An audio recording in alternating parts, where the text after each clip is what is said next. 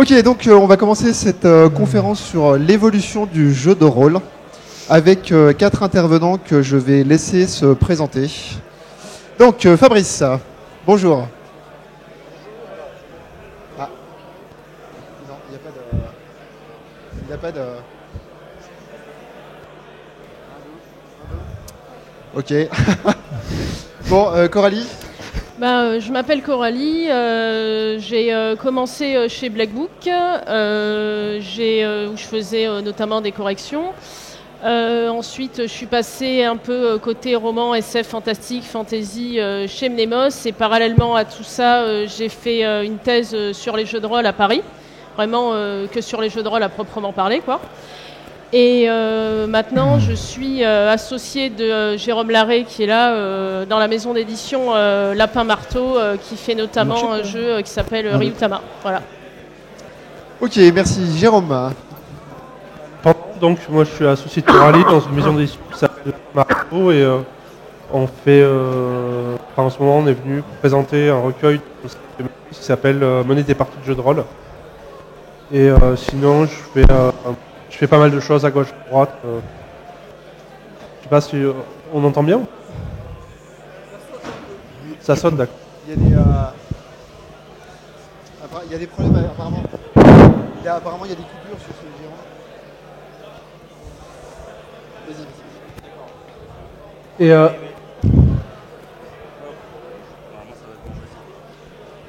Et voilà, sinon je ne sais plus quoi dire. Je vous propose de commencer une petite chorégraphie. Je vais me retenir. Ok, merci. Je m'appelle Batronoban, donc j'ai... Ah, attends. On a des petits soucis techniques, hein. C'est la première conférence du festival. Les suivantes devraient mieux démarrer, désolé. Ça serait pas plus simple si on se passait le micro au fur et à mesure. Peut-être, ouais. Peut-être. Enfin bon, vas-y, t'as été réparé, donc on t'écoute. Présente-toi. 1, 2, ça, là on m'entend, oui. Donc je m'appelle Fabrice Saint-Rély.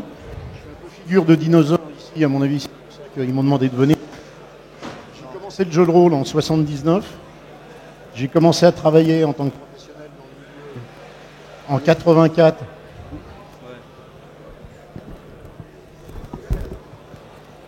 En 84 aux éditions du Dragon Ludique. Puis en 86, j'ai monté Hexagonal. Dans les périodes qu'on suivit, j'ai fondé l'AFEJ, qui est l'Association française des éditeurs de jeux. Puis on a monté le réseau Passion Jeux de rôle. Et à l'heure actuelle, je dirige Oh My Game, qui est une nouvelle structure et qui a sorti un jeu sur le premier univers français sur Pathfinder.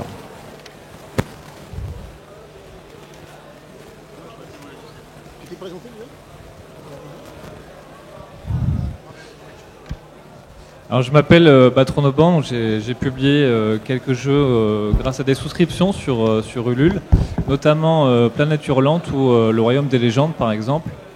Voilà, je suis également ficher au GROG, à l'encyclopédie galactique des jeux de rôle sur internet. Voilà, j'ai fiché, je crois, un peu plus de 300 ouvrages. Voilà.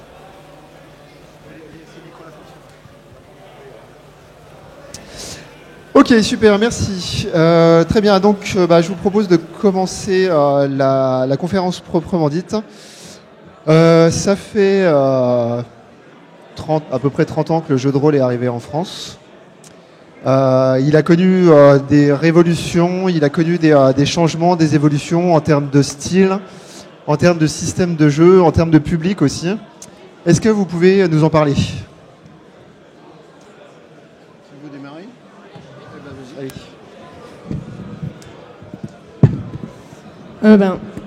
Effectivement, le jeu de rôle a pas mal évolué et continue d'évoluer. En fait, il y a deux choses. Il y a une première chose qui est assez paradoxale, qui est le fait que, contrairement à ce qu'on croit ou ce qu'on entend parfois, il y a pas mal d'idées comme le partage de l'autorité ou de la narration qui étaient déjà présentes en fait dans de très très vieux jeux et qui finalement se retrouvent assez tôt dans l'histoire du jeu de rôle, que ce soit dans Ars Magica, dans Prince Valiant, ce genre de choses. Moi, ce que j'ai pas mal remarqué sur les jeux. Alors l'exemple que j'aime bien prendre, c'est RuneQuest, donc 1978, Vampire la Mascarade 1991, et Oltré, donc qui est sorti bien plus récemment chez John Doe. Au début, on nous proposait en fait des univers très riches. C'est arrivé très tôt dans l'histoire du jeu de rôle, quoi. Où bon voilà, RuneQuest c'est emblématique, mais il y avait d'autres jeux comme ça. Et au départ, on nous proposait des univers très riches, on nous proposait de les intégrer. Et le système de jeu nous donnait des outils pour nous intégrer à cet univers, notamment dans RuneQuest, ou si vous voulez grobiliser, il suffit pas d'accumuler de l'XP, il faut que vous trouviez par exemple une guilde pour vous enseigner ce que vous voulez apprendre. Ensuite, Vampire la Mascarade, c'est un petit peu différent. On a déjà une évolution en 91 où Vampire propose plus un schéma, c'est-à-dire que Vampire va vous dire, voilà, dans une ville, il y a un Élyséeum, il y a une princesse ou un prince, et puis il y a des primogènes. Ce qui va permettre aux joueurs, en fait, de s'en emparer une fois qu'ils auront lu les suppléments sur les villes, Chicago by Night qu'on connaît avec toute cette série-là. Les joueurs vont s'emparer de ce schéma-là et ils vont l'appliquer en fait à la ville de leur choix. Et donc ils vont mélanger ce qui est de l'univers du jeu, ce qui est de l'univers de la ville qu'ils connaissent peu ou prou. Et du coup, ils vont pouvoir comme ça adapter un petit peu et développer l'univers comme ils veulent. Et enfin, maintenant, avec un apport notamment de la scène indépendante, en fait, on nous donne pas tant des outils pour intégrer un univers, enfin si toujours un peu, mais on nous donne aussi beaucoup d'outils pour construire nos propres univers. Donc c'est que le cas notamment d'Oltré qui est vraiment bien foutu là-dessus. Voilà, le système de jeu en fait, il va vous forcer, il va vous pousser quand vous allez jouer, il va vous obliger à créer vous-même vos propres univers et des fragments d'univers, quoi.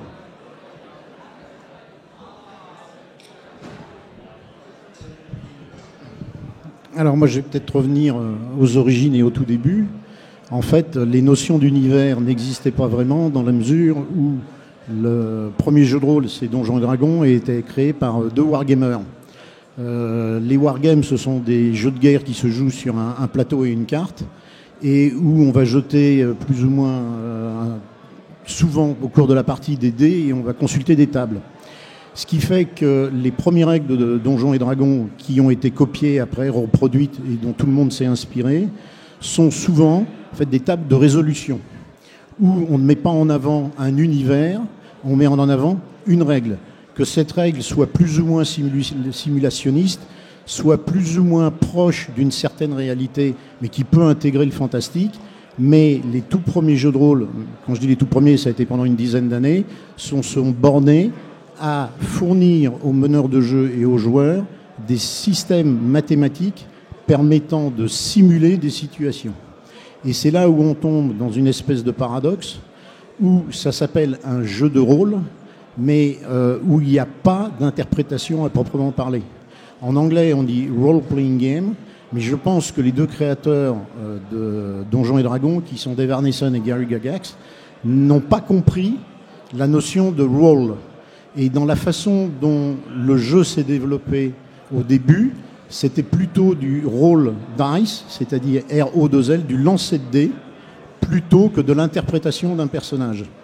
Et c'est une des raisons pour lesquelles l'équipe Arneson et Gygax s'est séparée, c'est que Gygax avait une approche très simulationniste du jeu, alors que Dave Arneson avait une approche qui était beaucoup plus basée sur l'improvisation et la réactivité par rapport aux joueurs.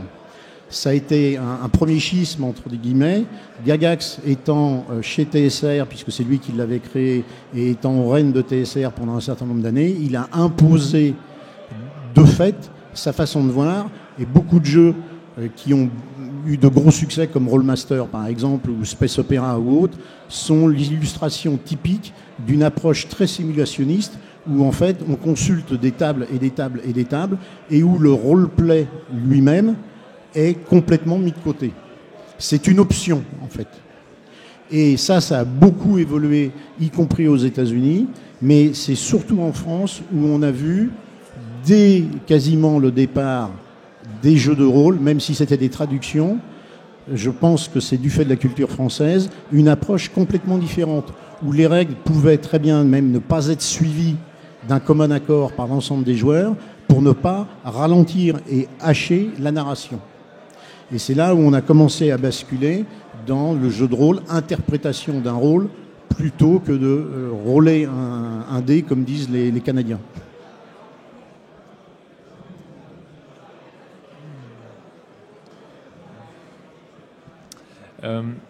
J'aimerais ajouter quelque chose sur la particularité des jeux de rôle. C'est intéressant ce que tu dis par rapport au premier jeu de rôle.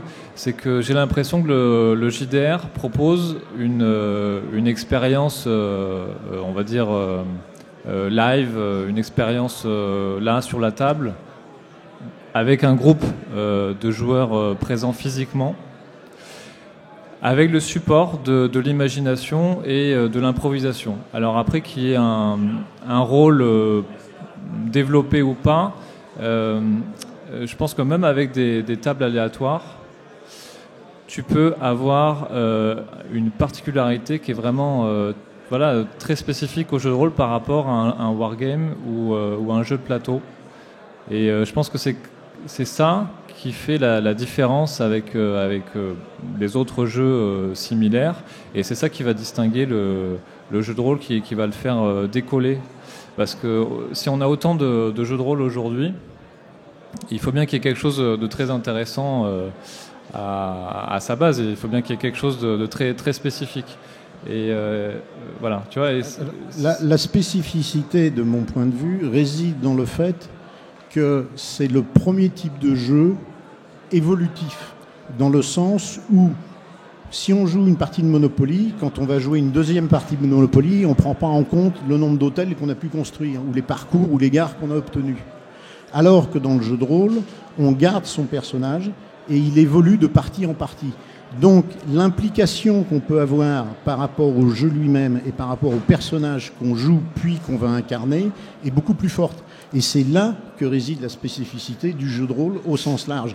Que ça soit un système simulationniste, que ça soit un système narratif ou tout type de système, la spécificité propre et intrinsèque du jeu de rôle réside dans le fait qu'on incarne un personnage d'une partie sur l'autre. Ce personnage va évoluer, ce personnage va vieillir, ce personnage va se construire une histoire. Alors je suis pas tout à fait d'accord, parce que si tu regardes des jeux comme on va dire l'Appel de Cthulhu, en général des jeux d'horreur, et plus récemment Sombre, c'est des jeux qui misent pas mal sur des one-shots par exemple, c'est-à-dire que ton personnage va probablement mourir ou devenir fou à la fin de la partie en cours, et du coup tu vois ça mise pas spécifiquement, on va dire, sur l'évolution du JDR, et pourtant c'est du JDR, et oui, pourtant il y a une particularité. Oui, mais c'est c'est très récent entre guillemets, parce que même Cthulhu, quand il est sorti, ton personnage ne devenait fou qu'à la fin d'une campagne. Donc il y avait quand même l'incarnation du personnage au cours de différentes parties. Ça n'a pas changé. Et puis après, il y a eu une évolution naturelle qui s'est faite, où et on en parlera peut-être après, le changement du public, vu le vieillissement du public et le renouvellement qu'il y a pu y avoir, il y a moins de temps à investir dans une partie de jeu de rôle, et on est plus à la recherche de parties one-shot, parce qu'on n'est pas sûr de pouvoir revenir autour de la table avec les mêmes intervenants. Donc ça a amené effectivement des parties plus courtes, ça a amené des jeux avec des aventures qu'on ne va pas suivre. Et la conséquence logique de ça, c'est qu'on peut se permettre effectivement de créer des structures où la vie du personnage va cesser à la fin de la partie, parce qu'on n'aura pas la possibilité matérielle et physique de continuer à le faire vivre. Mais intrinsèquement, c'est quand même le fait d'incarner un personnage qui a un potentiel en devenir. Alors que dans n'importe quel autre type de jeu, quel qu'il soit, une fois que la partie est terminée, c'est fini. L'investissement, il n'y a pas d'investissement émotionnel dans ce que tu joues. Alors ça peut arriver aux échecs, on voit des grands maîtres qui craquent et autres, mais ce sont des cas particuliers. Le propre du jeu de rôle, c'est l'investissement émotionnel que peut avoir le joueur, qu'il soit joueur lui-même ou meneur de jeu, au cours de la partie. D'ailleurs, ça rejoint peut-être les univers persistants qu'on retrouve aussi maintenant dans les jeux de rôle en ligne, au sens où dans le jeu de rôle, tu peux reprendre une partie entre deux parties. Le MJ peut décider qu'il s'est passé 6 mois et qu'il y a des PNJ qui sont morts, et que c'est un univers qui continue de vivre effectivement au sein, d'une partie à l'autre, mais aussi entre les parties. Contrairement à un jeu de société où tu le ranges dans sa boîte et il va t'attendre, il n'y aura pas d'évolution entre deux parties. Tout à fait. Par contre, le jeu online, quel qu'il soit, a des avantages et des intérêts par rapport au jeu de rôle autour de la table. Quand le jeu online, enfin massivement online, et notamment quand Warcraft est sorti, tout le monde a prédit la mort du jeu de rôle sur table.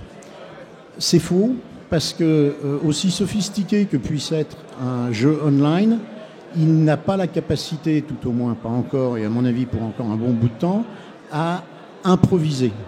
Or, ce qui fait la différence de la nature humaine, c'est qu'elle peut s'adapter dans des situations qui sont totalement imprévues et auxquelles on n'a pas pu penser avant. Et ce qui fait aussi qu'un meneur de jeu est un bon meneur de jeu, c'est qu'il va pouvoir réagir en fonction de la demande et du besoin de ses joueurs autour de la table. Même si en bout de course, ça n'était pas du tout l'aventure qui avait été prévue. Il m'est arrivé, par exemple, de gérer un groupe qui est resté dans l'auberge et qui n'est pas du tout parti là où les indices devaient petit à petit les amener, mais parce qu'il y avait une ambiance dans l'auberge qui faisait qu'ils s'y trouvaient bien, on était entre potes autour de la table, et en fait on a déliré pendant toute la partie et le temps prévu dans l'auberge à s'amuser entre potes. Donc ça ne pourra jamais arriver dans un jeu online. Jérôme. Ouais, en fait, c'est extrêmement dur de trouver une caractéristique qui définit le jeu de rôle. Il y a plein de choses, c'est un nuage de choses. Alors je dis que c'est extrêmement dur, mais pour le coup, dans la thèse de Coralie, il y a un élément de réponse. Donc je ne vais pas spoiler, je vais la laisser en parler si elle veut, mais oui, ça s'appelle filer la patate chaude. Ce qui est quasiment tous les éléments dont tu parles, en fait, on les retrouve dans plein d'autres types de jeux. Et aujourd'hui, en fait, on a des jeux de plateau où ces éléments-là sont disponibles, des jeux vidéo où ces éléments sont disponibles, et c'est à des degrés divers, mais c'est très difficile de trouver une caractéristique qui émerge. Par contre, ce qui est à peu près sûr, c'est que quand on prend ODD, donc la première version de Donge, il y a des éléments d'univers, mais il n'est pas décrit. L'aspect de rôle dont tu parlais, il est utilisé pour dire classe de personnage et c'est tout. Il est utilisé une demi-douzaine de fois dans le bouquin. Il n'y a absolument aucune mention à la psychologie des personnages à part l'alignement. Ça va venir plus tard. Ça va venir avec les versions suivantes. Clairement, d'après l'édito qu'il y a au début du bouquin, il doit être possible de jouer en one-shot, mais c'est pas l'esprit. Pour pas dire faites pas suer, quoi. Et l'autre élément, alors là qui n'est pas dans le bouquin mais qui était très courant à l'époque, c'est que ça se jouait sur des tables qui étaient très très nombreuses. Compter des tables à plus de 10 joueurs, des choses comme ça. Et ça se jouait pendant très longtemps, enfin là où ça a émergé, hein, donc dans des conventions de Wargamers, c'est ce dont tu parlais. Et ça par exemple, pendant très longtemps, il n'y a pas eu de scénario qui est sorti. Enfin, il y a eu un scénario injouable qui est sorti. Et TSR ne sortait en fait, ne publiait pas de scénario, mais faisait jouer un scénario tous les ans à une convention. Et c'était à peu près tout.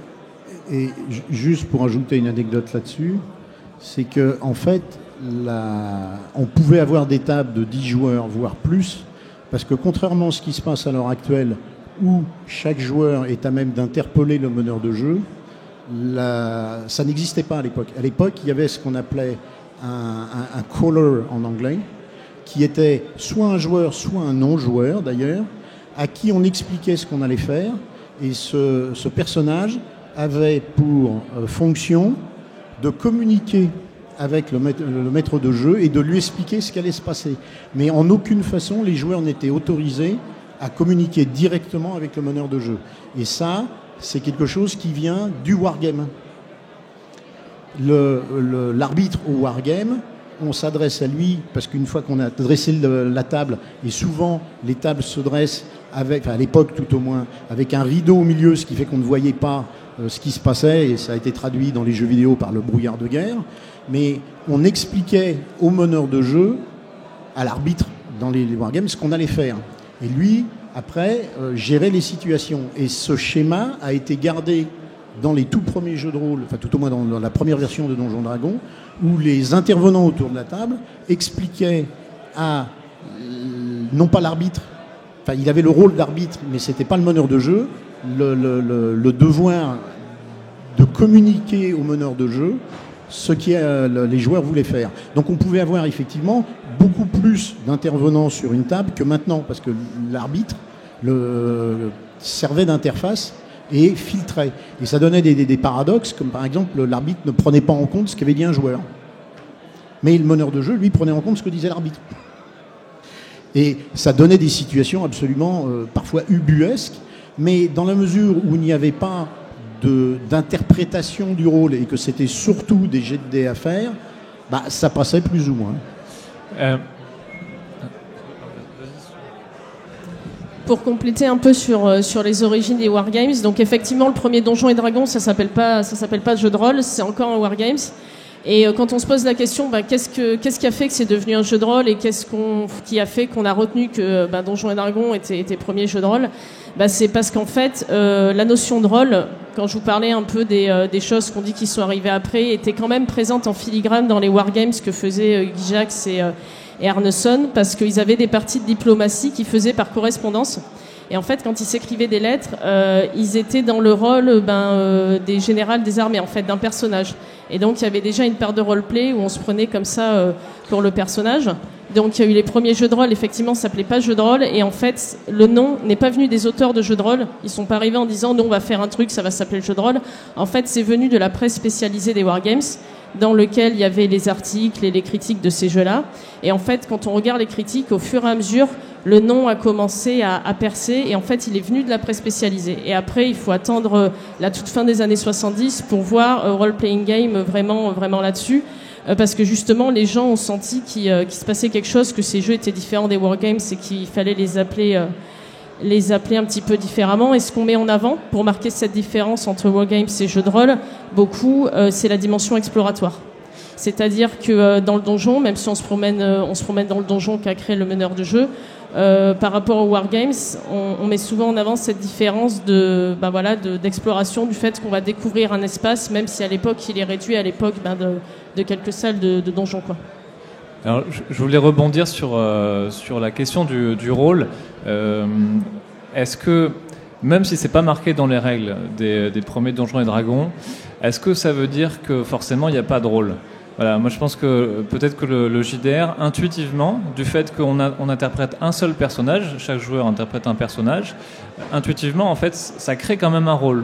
Et après le joueur s'en empare, le développe ou pas, mais je pense que c'est dans la nature même du JDR de provoquer le rôle en fait. Voilà, et même si c'est pas marqué je rebondis par rapport à ce que tu disais sur ODD. Voilà, alors on n'a pas de compte rendu de partie, j'en sais rien en fait. Ce serait intéressant de. En fait, le distinguo qui permet de dire qu'on est passé du wargame au jeu de rôle vient du fait que dans le jeu de rôle, l'unité qu'on incarne est un personnage. Alors que dans les wargames précédents, quand on incarne une unité, c'est soit un régiment, soit un squad, soit une armée, mais c'est le pion qu'on va jouer représente un groupe. Alors que la spécificité de Donjons et Dragons, en première version, a été de dire on n'incarne plus le pion qu'on va jouer, qui d'ailleurs devient une figurine, puisqu'il est représentatif d'un individu, il est unique. Et de ce fait, ça amène l'incarnation, comme tu disais, et le fait d'interpréter, puisque là, on ne joue plus à soi-même 5, 6, 10, 200, 300 individus, mais un seul. Donc la transposition se fait très naturellement. Mais pour autant, les règles ne prévoyaient pas l'individualisation et la capacité pour le joueur d'incarner ce personnage. Ça, c'est venu beaucoup plus tard, avec les dons, avec les compétences, avec tout un tas de nouvelles règles qui ont permis de distinguer, y compris dans une classe identique, mais de distinguer la façon dont on allait interpréter et comment ça allait s'impacter en termes de règles, la façon dont tu voulais jouer ce personnage. Mais là, ce que tu dis, c'est que seules les règles peuvent donner la différence entre plusieurs personnages. Mais qu'est-ce que tu fais, par exemple, des jeux qui sont quasiment sans règles, voire et où les joueurs interprètent quand même des personnages. Tu vois, il n'y a pas de règles, mais ça marche quand Oui, même. mais c'est une longue évolution qu'il y a eu. Moi, je parle du début pour bien faire comprendre quel était l'état de la situation, entre guillemets, dans le sens où, même si, et ça a été particulièrement vrai en France dès le début, les gens ont cherché à individualiser leur personnage et l'incarner, même quand ça n'était pas prévu dans les règles. Et il y a eu une évolution, alors on va pouvoir parler de pourquoi et comment, mais où effectivement, petit à petit, le côté règle n'est plus devenu prépondérant, c'est-à-dire que le joueur n'était plus au service des règles, entre guillemets, mais c'est l'inverse qui s'est produit.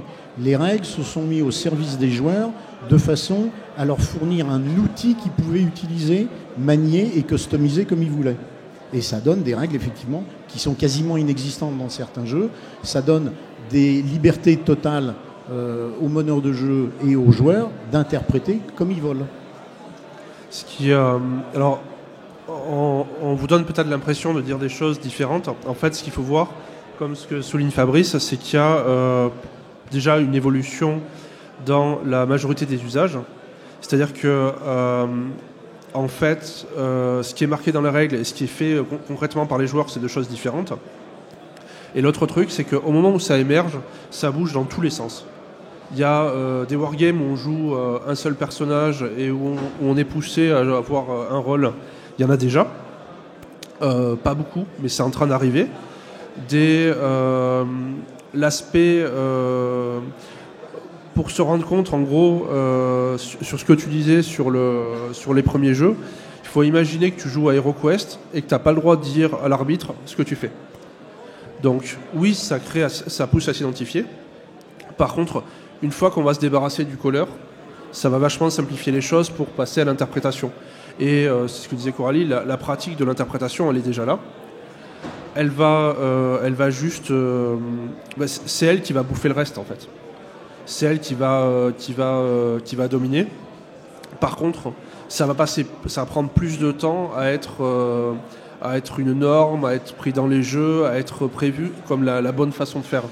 Mais sans doute que tu as raison, il y a déjà tout ce qu'il faut pour que ça, pour qu'on joue à savoir qui c'est le plus fort, quoi. Parce que c'est sympa de se taper la terre du milieu, mais si on ne sait pas si Gandalf peut péter Saruman ou Legolas, on s'en fout, quoi. Enfin, à peu près, hein. C'est bien sûr un point de vue purement scientifique.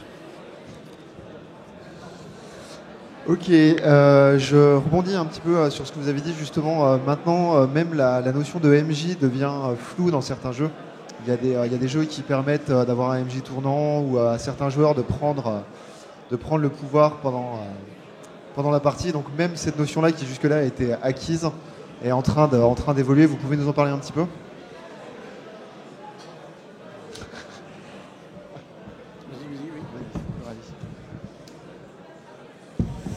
En fait, comme je vous parlais d'Oltré un petit peu au début, en fait, finalement, la répartition en gros, de ce qu'on appelle, on va dire, l'autorité, en gros, quand il se passe quelque chose dans la partie, qui valide que c'est OK, qui valide que, d'accord, ça se passe comme ça.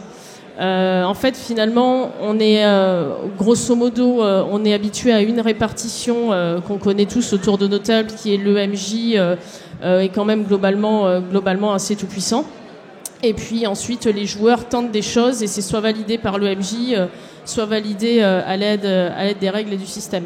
Mais en fait, finalement, dès les premiers temps du jeu de rôle, on a vraiment des répartitions d'autorité qui sont différentes. Bon, alors, la plupart n'ont pas forcément beaucoup émergé, mais je vous parlais tout à l'heure de Prince Valiant, où voilà, comme ça, le poste de MJ peut tourner.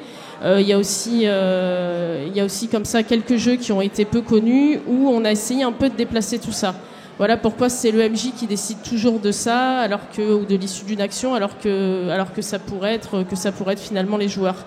Et beaucoup de champs de la recherche en jeu de rôle, donc je parle vraiment des auteurs et des game designers qui vont chercher un petit peu à faire des nouveaux jeux et à sortir des sentiers battus. Finalement, ils essayent de remettre en cause tout ça, comme l'a dit Fabrice au début. Au départ, c'est vrai qu'en jeu de rôle, on est très attaché à la notion de personnage. Et l'évolution fait que là, on essaye justement de détacher un peu les joueurs des personnages. Je pense à un jeu notamment qui s'appelle Microscope, Dans Microscope, en fait, on crée vraiment un univers, tous ensemble autour de la table. Et à l'intérieur de cet univers qu'on va créer, on va faire des zooms sur certaines périodes qui nous intéressent et on va, par exemple, jouer des scènes. Et donc là, par exemple, on est beaucoup moins attaché à la notion de personnage. Donc une des évolutions, justement, par rapport à cet attachement très fort que tu pointais, c'est justement de détacher le couple joueur-personnage et de permettre aux joueurs d'intervenir à d'autres niveaux sur ce qui se passe dans le jeu et l'histoire et l'univers, quoi.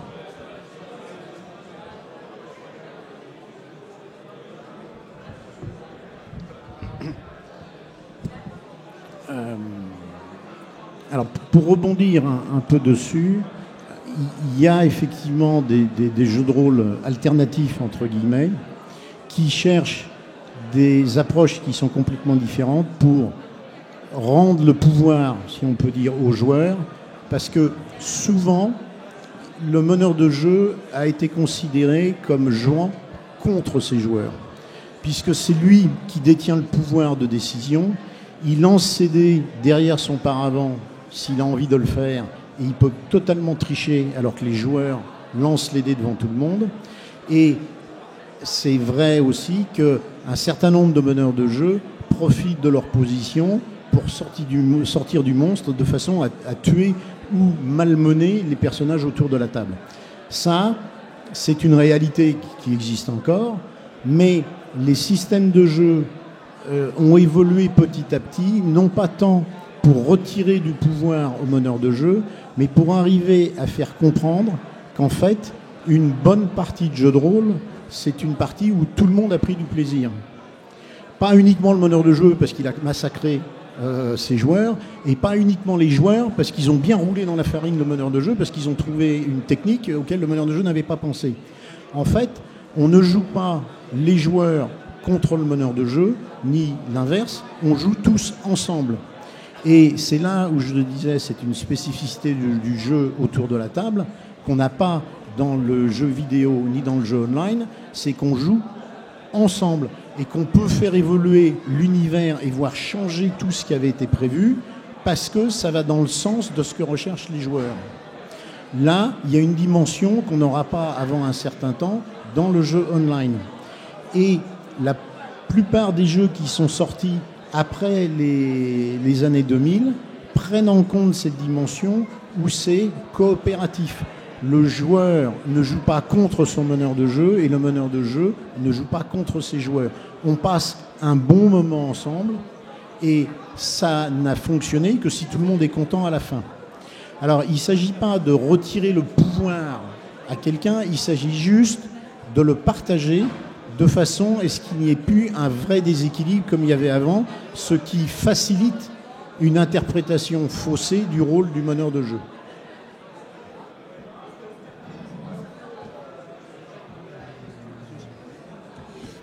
Sur la question du partage du contrôle narratif, en effet, il y a eu une grosse évolution récemment, où de plus en plus de jeux ont puisé, on va dire, peut-être dans des jeux purement tournants, par exemple, avec une création d'histoire complètement partagée. Et ça, j'ai eu l'impression, alors je m'y connais pas assez pour savoir, mais je pense que récemment, beaucoup de ces jeux ont eu des petits enfants, des petits cousins, mais dans les jeux de rôle plus classiques, qui ont intégré carrément ce système de pour telle dépense de points, je vais prendre une partie de la narration en tant que joueur pendant 2 minutes, quoi. Je vais rajouter juste un objet dans la scène, voilà, jusqu'à des jeux qui carrément intègrent à un moment donné, tiens, toi joueur, tu deviens MJ provisoirement. Alors je trouve ça très, très intéressant en fait, cette évolution. Je trouve ça vraiment, vraiment super. En fait, moi je pense que ça vient de l'évolution du public. Au départ, le jeu de rôle était surtout dans les milieux universitaires. Et petit à petit, les gens ont vieilli et on s'est retrouvé avec une première génération de joueurs qui n'avaient plus le temps matériel de jouer. Ils se sont mariés, ils ont d'autres activités, ils ont des enfants. Les enfants sont encore trop jeunes pour qu'on puisse les faire jouer. ce qui n'est plus vrai à l'heure actuelle, puisque maintenant on en est même à la 3e génération de joueurs. Mais pendant un certain temps, les premiers rôlistes ne pouvaient plus pratiquer. Et on a vu apparaître tout un ensemble de jeux de plateau qui développaient des mécanismes qui empruntaient aux jeux de rôle, où les cartes permettaient de simuler un peu une interprétation d'un personnage ou un sort qui était lancé, et ainsi de suite. Donc, les jeux de plateau étaient plus courts, plus rapides qu'une partie de jeu de rôle. Il n'y avait pas d'investissement dans le personnage où on pouvait le rejouer plus tard, sauf exception. Et de ce fait, on a eu des jeux de plateau qui étaient de plus en plus évolués et qui se rapprochaient dans l'esprit et dans le plaisir qu'on pouvait aller pratiquer de ce qui se passait autour d'une table de jeu de rôle. Là, du temps a passé aussi, et on voit apparaître des nouveaux jeux de rôle, enfin depuis quelque temps déjà, qui se réapproprient, comme tu disais, des mécanismes de petits jeux de plateau, parce qu'effectivement c'est sympa, où on va partager la narration à un moment donné, où on va dépenser des points à tel ou tel endroit pour pouvoir faire évoluer dans le sens qu'on veut. Mais je pense que ça vient du fait de l'évolution du public. Le public n'avait plus le temps de jouer, mais recherchait, était toujours en demande des mêmes plaisirs. Les jeux ont évolué, ont changé. On a laissé tomber plus ou moins le jeu de rôle en tant que pratiquant quand on a vieilli. On est allé sur des jeux de plateau qui permettaient de retrouver des situations, retrouver des univers qui étaient très similaires. Et ceci ayant été intégré dans la culture rôliste, les nouveaux créateurs ont tout naturellement pondu des règles qui prennent en compte cette demande du public, même si c'est inconscient, et ces mécanismes qui permettent aux joueurs d'être plus intervenants et plus actifs dans ce qui va se passer, où on ne joue plus que son propre rôle, mais on peut jouer effectivement avoir une partie prenante plus forte dans l'ensemble de ce qui se passe. La question, c'est peut-être aussi, est-ce que les jeux avec un MJ tournant, ou alors avec une histoire qui se crée petit à petit, est-ce que ce sont des jeux de rôle ? Ça, c'est... par exemple, le Grog fiche énormément de jeux de rôle, mais pas du tout les jeux qu'on dit narratifs, entre guillemets, où il n'y a pas vraiment de MJ repéré. Donc c'est une question aussi intéressante.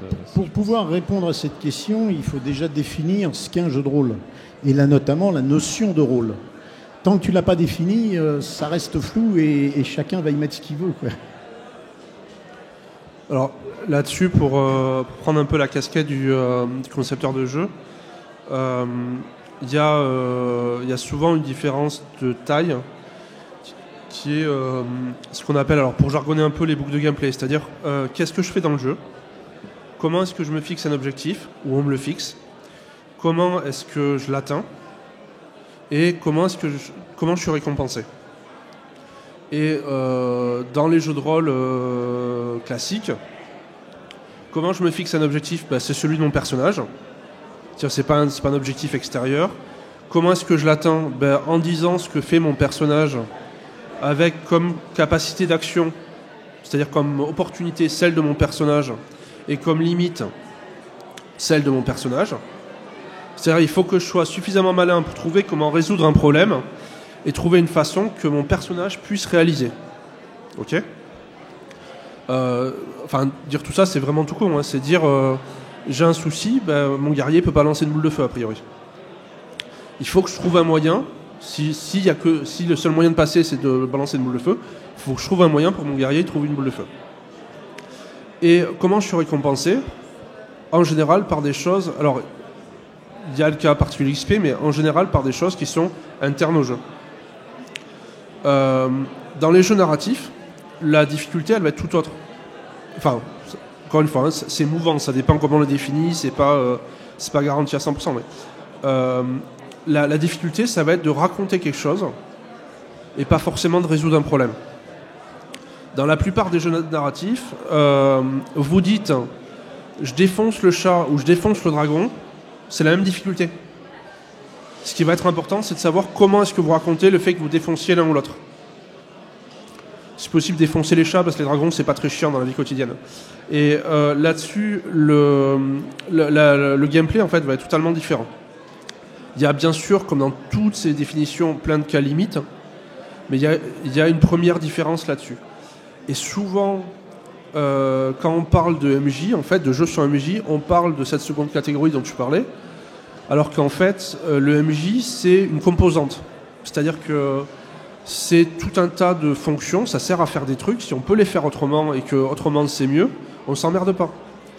Le fait d'expliquer l'univers, tout à l'heure tu parlais d'Oltré. Dans Oltré, c'est les joueurs qui le font. Si ça marche aussi bien, on s'emmerde pas. Le fait que ce soit un MJ ou pas, c'est pas forcément déterminant. Ça a des avantages et des inconvénients, comme le fait, je sais pas, d'utiliser les dés, de jouer des cartes ou que les feuilles de perso, elles soient de telle ou telle forme. Concrètement, c'est pas forcément très important. La différence, elle va être de comment je me fixe les objectifs, comment je les résous, etc. Enfin, de mon point de vue, en tout cas. En fait, on touche là à l'essence même de ce qu'est le jeu de rôle par rapport à un jeu de société classique. C'est-à-dire que dans un jeu de société classique, il n'y a pas de meneur de jeu. Tout est fixé sur le plateau. Et le plaisir de participer à un jeu pareil, c'est souvent d'être le vainqueur et d'avoir gagné la partie. Or, ça c'est une chose dont on n'a pas parlé dans un jeu de rôle, c'est qu'il n'y a pas de notion de vainqueur. À partir du moment où votre personnage a survécu à l'aventure, on peut dire qu'il est vainqueur et qu'il a gagné puisqu'il est vivant. Mais c'est pas parce qu'il est mort dans l'aventure qu'il est perdant pour autant. Le personnage n'est pas le joueur. Le joueur peut toujours recréer un nouveau personnage et réintégrer l'aventure en cours ou non, en fonction des possibilités du meneur de jeu. Mais on ne joue pas les uns contre les autres pour qu'il y ait un vainqueur dans le groupe. C'est un jeu coopératif où chaque personnage a ses forces et ses faiblesses, et c'est la mise en commun dans le cadre d'une équipe qui fait que le groupe va être fort. Parce que chacun a des faiblesses, mais chacun a des forces. Et c'est la conjonction de ces forces qui, appliquée à la difficulté que va présenter le meneur de jeu, va permettre au groupe de passer l'épreuve. Et c'est dans ce sens-là que le groupe est vainqueur. Mais on ne doit pas s'asseoir à une table de jeu de rôle pour être vainqueur. Ça n'a pas de sens, en fait. Alors, est-ce que, par exemple, quand un personnage meurt, est-ce que son joueur ne le ressent pas comme un échec, tu vois, voilà. Et est-ce que quand un personnage passe de niveau, tue un monstre, c'est pas une forme de victoire, tu vois? Pour moi, je pense qu'il y a quand même cette notion-là, même si on n'ose pas le dire.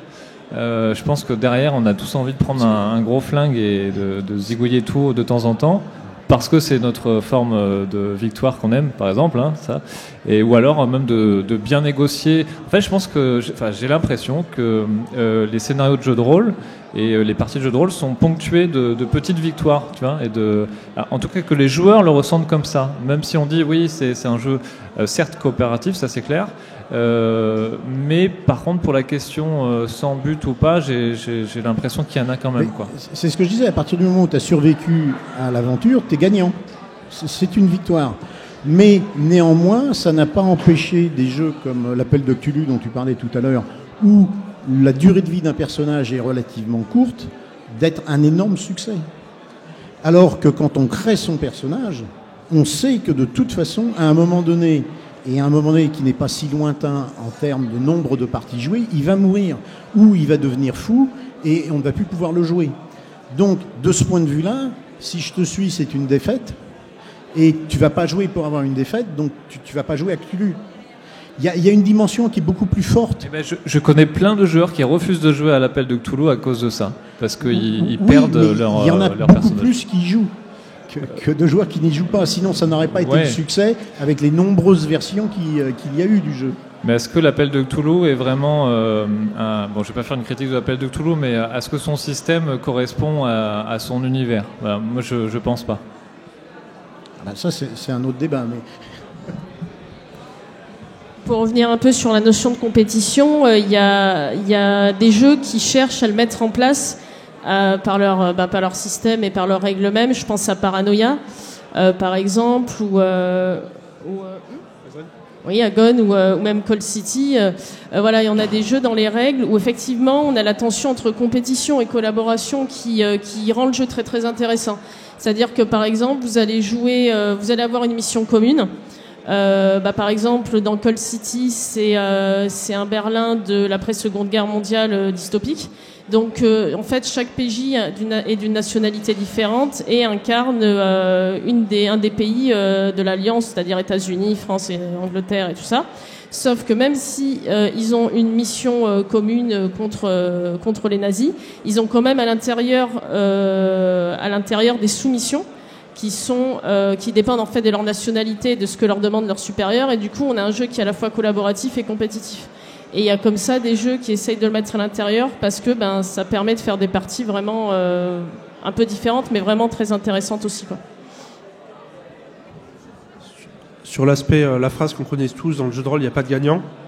En fait, il y a deux dimensions qu'il ne faut surtout pas mélanger. La première, c'est est-ce que c'est un jeu à somme nulle ou un jeu à somme négative ou positive? C'est-à-dire, est-ce que comme au foot, pour qu'il y ait un gagnant, il faut qu'il y ait un perdant? Et là, a priori, c'est pas le cas. Même si y a certains jeux qui poussent à ce que ce soit comme ça. Et il y a, est-ce que dans la partie que je fais, il faut que les joueurs aient le sentiment d'avoir des victoires ou des échecs, ce dont tu parlais. Et là, globalement, si on avait le sentiment d'avoir que des échecs, on ne jouerait pas. Sur le cas particulier de Cthulhu, dans Cthulhu, on n'a pas le sentiment d'avoir que des échecs. On sait qu'on va vers une fin. Mais cette fin, elle est tragique, ridicule, selon comment vous jouez, enfin peu importe. Mais elle fait partie du but, en fait. Elle fait partie de la façon, presque de la raison pour laquelle on joue à Cthulhu. Alors, ça dépend des gens, hein, c'est encore une fois très très large. Mais globalement, si on ne va pas ponctuer la partie de plein de conflits, de challenges, on appelle ça comme on veut, et si on ne va pas avoir le sentiment de réussir à atteindre son objectif, on va arrêter. Mais là encore, il faut différencier l'objectif du joueur, l'objectif du perso. Il y a des jeux où on joue pour le plaisir de voir son perso crever de façon tragique. Il y a des jeux où le principe, c'est d'avoir quelque chose, à la limite, façon poète maudit, quoi. Ça va mal se passer. Et on le sait. Et c'est l'objectif du joueur. Et là, il n'y a pas de problème à ce que l'objectif du joueur et du perso soit décorrélé. Il n'y a aucun souci là-dedans. Il faut faire... En fait, il y a une question d'attitude et il y a une question d'objectif du jeu. Par exemple, on va notamment dissocier souvent le côté compétition du côté émotion ou du côté histoire. Mais globalement, quand vous dites au début de la partie je fais un tank, est-ce que tu fais le healer? Ou que vous dites, écoutez, moi je voudrais jouer le mec qui a tué le père de ton perso en secret, mais on le sait pas et on le découvrira plus tard, on fait exactement la même chose. On collabore autant, on est autant en compétition dans un cas que dans l'autre. Juste, ça se traduit pas de la même façon, mais c'est une très bonne chose, c'est parce qu'on joue à des jeux différents, tout simplement, c'est aussi con que ça. Et ces deux dimensions, c'est-à-dire est-ce que c'est un jeu à somme nulle ou positive, et quel est l'objectif du jeu, est-ce qu'il y a des perdants ou des gagnants, c'est vraiment deux choses différentes. Alors effectivement, avec le langage, on les assimile souvent, mais selon comment se positionnent les jeux par rapport à ça, ça fait des choses vraiment très très différentes, et des fins de soirée très très différentes, où on se tape dessus ou pas aussi. Enfin, ça change vraiment énormément la partie. Alors, ça c'est intéressant, mais je dirais que c'est un point de vue de designer de jeu. Je pense pas que le joueur... Pardon ? Désolé. Non, mais je pense pas que le joueur s'assoit à une table en ayant cette espèce de dichotomie entre l'objectif qu'il veut avoir en s'asseyant à la table, l'objectif de son personnage, comment il va lier les deux ou autre. Je pense qu'avant tout, dans jeu de rôle, il y a rôle, mais il y a jeu aussi. Or, le propre... Dans Petit Déjeuner aussi, il y a jeu. Hein. Pardon ? Dans Petit Déjeuner aussi, il y a jeu. C'est exact. Mais le propre du jeu, enfin je ne vais pas faire de la philosophie de bazar, mais c'est de sortir le pratiquant de son univers quotidien de façon à lui apporter une part de rêve. Et quand on s'assoit à une table de jeu de rôle, c'est bien pour intégrer un univers la plupart du temps différent de celui qu'on vit tous les jours. Alors, on me dira, oui, il y a eu des jeux de rôle américains qui ont été faits sur les universités où le sexe et la drogue étaient mis en avant et ainsi de suite, et où on voulait caricaturer. Mais ce sont des jeux très marginaux qui n'ont eu qu'une audience très faible. C'est un rêve. Hein, c'est un rêve aussi, le sexe et la drogue. le but du joueur, quand il s'assoit à une table, que ça soit un jeu de rôle ou autre chose, c'est quand même de prendre du plaisir. Et repartir frustré, quel que soit le jeu auquel on a joué, j'estime qu'on est perdant. On est gagnant à partir du moment où on a eu raison de venir et où on repart heureux et content de ce qui s'est passé, que le personnage soit mort ou non. Moi, je connais des tas de joueurs qui préféreraient que leur personnage meure de façon grandiose et devienne un héros, entre guillemets, dans la mort, parce que ça a été épique, plutôt qu'une petite victoire qui va leur permettre de continuer. Et tout dépend de la manière. C'est toujours pareil. Dans le jeu de rôle aussi, ça dépend comment c'est fait. Et ça dépend pourquoi on s'assoit à une table. Mais la raison principale pour laquelle on doit s'asseoir à une table, c'est quand même pour se faire plaisir. Je ne pense pas qu'il y ait une notion d'objectif à atteindre ou autre. Certains joueurs l'ont, certains jeux le favorisent effectivement, mais dans la globalité, c'est plus participer à un film, en fait, entre guillemets, dont tu es toi-même le héros, et les autres aussi.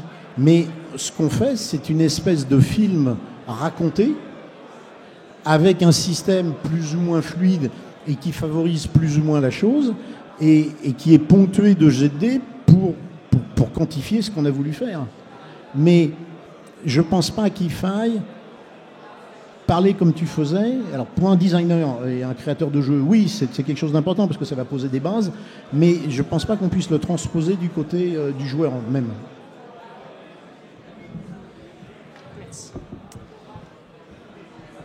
Pour revenir un peu sur l'évolution de tous ces jeux, il y a aussi quelque chose qui est en train qui change un petit peu dans la façon dont on pense les jeux, notamment les designers, c'est l'opposition règles-univers.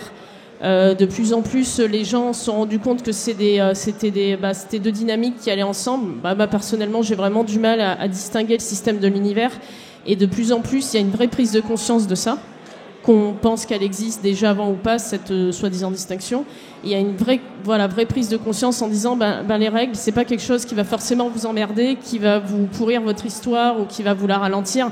C'est un outil pour faire ça. C'est un outil pour créer, développer l'univers, vous le faire passer. C'est aussi un outil pour faire pour vous permettre de raconter des histoires. Et ça, là-dessus, il y a vraiment, en termes d'évolution, une vraie prise de conscience où les designers vraiment se disent moi je veux pas qu'il y ait cette opposition-là, je veux pas que le système soit ressenti comme lourd, ce qui veut pas forcément dire qu'il sera pas complexe parce que c'est quand même deux choses différentes.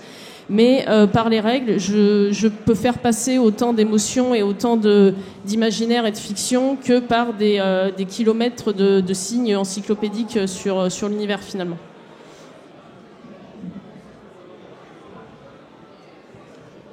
Alors, pour rebondir là-dessus, un exemple qui est très souvent donné, en fait, c'est celui du sort d'invisibilité à Donjons et Dragons. Alors, je ne sais plus dans quelle édition, c'était un projet, je dis peut-être une bêtise. À un moment, il était question que ce soit un sort de niveau 2. Donc, en gros, un sort qu'on peut avoir très vite. Le souci, c'est que quand vous prenez certains univers, l'aubergiste moyen que vous croisez, il a le niveau suffisant pour jeter un sort d'invisibilité. À quel point ça bouleverse l'univers que tout le monde puisse devenir invisible à un moment ou à un autre. Ça a l'air con dit comme ça, mais c'est typiquement de ce genre de choses dont on parle.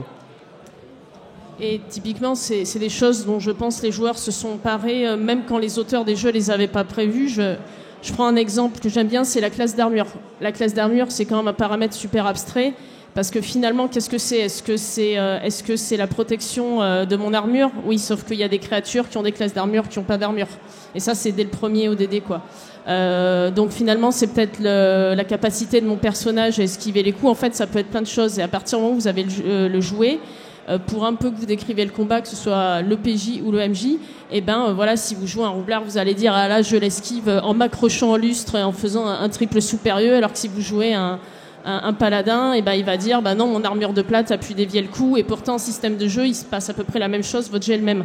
Et en fait, il y a une prise de conscience là-dessus. Je pense que tous les joueurs, on l'a tous fait naturellement, on va dire instinctivement autour de notre table. Enfin, ça dépend évidemment un petit peu des tables, mais je pense que c'est assez global.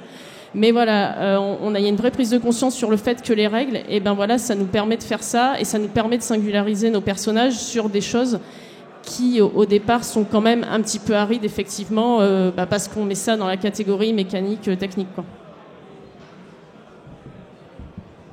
Alors, je dirais que ça dépend de l'approche du joueur, parce que il y a deux types de joueurs, si on veut schématiser globalement ce qui se passe autour d'une table. Il y a le joueur qui vient pour participer à une aventure au sens large par l'intermédiaire des jets de dés qu'il va devoir faire ou de la narration qu'il va devoir donner. Mais il y a un deuxième type de joueur qui est quel est le système de jeu, comment il fonctionne et comment je peux l'optimiser.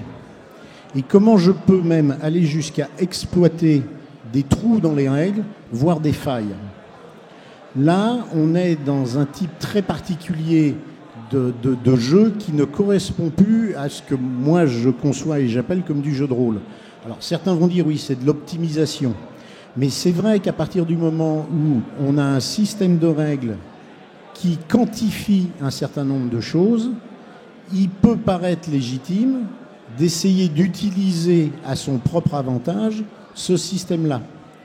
Et tout ça vient du fait qu'effectivement, les toutes premières règles des jeux de rôle, Donjons et Dragons, mais tous les successeurs pendant des années, se sont basés sur l'idée qu'il y a un système de règles, un corpus de règles qu'il faut utiliser, et on va habiller, pour pouvoir vendre commercialement les produits, cette espèce d'exosquelette avec des univers plus ou moins différents, avec plus ou moins d'originalité, mais sans jamais remettre en cause la nécessité d'avoir un système de règles qui s'adapte et qui soit partie prenante de l'univers.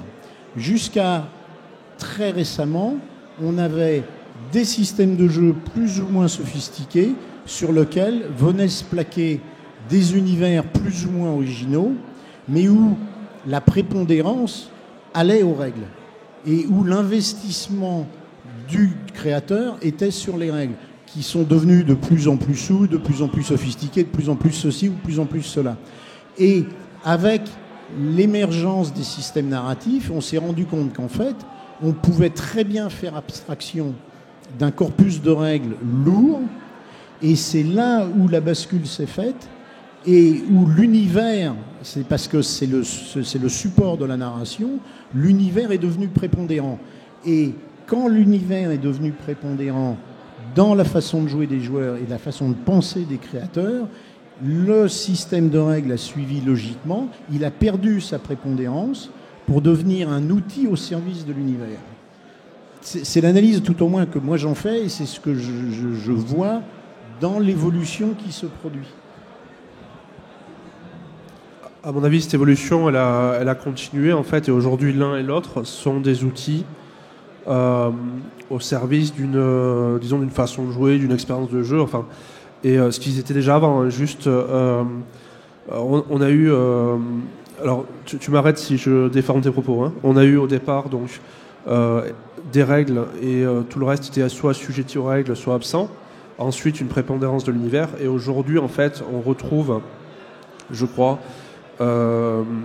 en fait, la différence entre les deux se mixe totalement, parce que oui, on s'aperçoit que l'univers c'est un autre type de règles présentées différemment, que les règles, si on les suit, puisque c'est une grosse différence, modifient l'univers, et il y a pas mal de choses qui vont évoluer. Tu parlais d'optimisation, ça je pense que c'est une vraie différence, alors pas dans les cas particuliers, mais en termes de masse. C'est que dans les années 90, quand on parlait d'optimiser un système, en fait, c'est-à-dire qu'on parlait d'utiliser un système de règles à fond, on le cassait, ça marchait plus.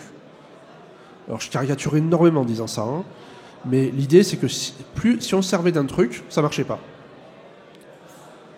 C'est un peu complètement con. Si ça arrive sur votre voiture, enfin vous allez gueuler, quoi. Le truc aujourd'hui, c'est que alors c'est pareil, hein, c'est une caricature, mais si c'est fait pour être optimisé. C'est fait pour être optimisé. Alors, il n'y a pas forcément grand-chose à optimiser parce que tous les systèmes ne sont pas techniques, etc. Mais le principe, c'est qu'on s'en serve à fond et qu'on enlève ce qui était le reste, en fait. Qu'on enlève ce qui n'était pas optimisé, pas optimisable, qu'on dégraisse un peu. Alors encore, ça dépend sur le style de système. Il y en a très techniques, très velus et tout ça. Mais grosso merdo, ce qui avant était vu comme ne pas jouer le jeu, maintenant on se ressent dessus, en fait. Ça ne veut pas dire que tous les persos sont optimisés. Ça veut dire que si vous avez des raisons de ne pas prendre ça, ça n'a pas de raison d'être dans le jeu. Je ne sais pas si c'est plus clair en le disant comme ça.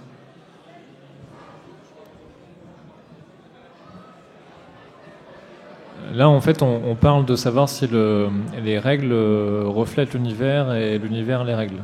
C'est ça ? Alors, là, pour le coup, je parlais de façon plus large, mais sur la différence... sur la différence, à mon avis, de percevoir les systèmes entre il y a pas mal d'années et maintenant. Enfin, en tout cas, disons au moins les années 90 et maintenant.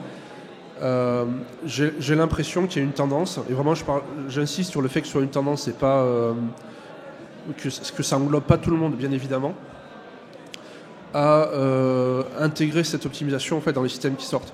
C'est-à-dire il reste des systèmes optimisables, mais par contre c'est pas forcément c'est de moins en moins mal que d'optimiser les choses. Ça arrive toujours des jeux où il y a des trous, où il y a des failles, tout ça, c'est tout à fait normal. C'est tout à fait normal. Vu la quantité de jeux qui sortent, c'est normal qu'il y en ait, quoi. Par contre, le principe est moins de dire attention, vous avez triché, vous n'avez pas respecté l'esprit, mais plus de dire allez-y, faites-le. Faites-le, servez-vous-en. C'est là pour ça.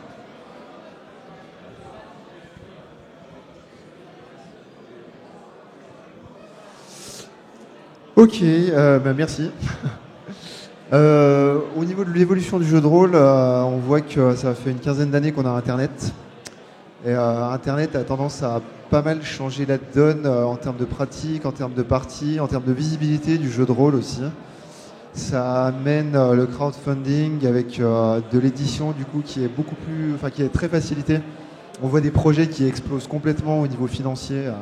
Là où ils avaient besoin de quelques milliers d'euros, ils se retrouvent avec des centaines, voire avec des millions d'euros pour faire des produits qui dépassent l'entendement. Vous pouvez nous parler un petit peu de ça ? J'ai le sentiment que la souscription, qui était quand même un outil traditionnel des éditeurs à la base, c'est énormément développé via Internet. Ça, c'est déjà le gros point par rapport à l'évolution des technologies. Et la deuxième chose, ce sont les parties en ligne, donc de jeux de rôle sur table, mais en ligne via les outils dont on dispose aujourd'hui. Ça, c'est les deux points, à mon avis, à souligner, quoi.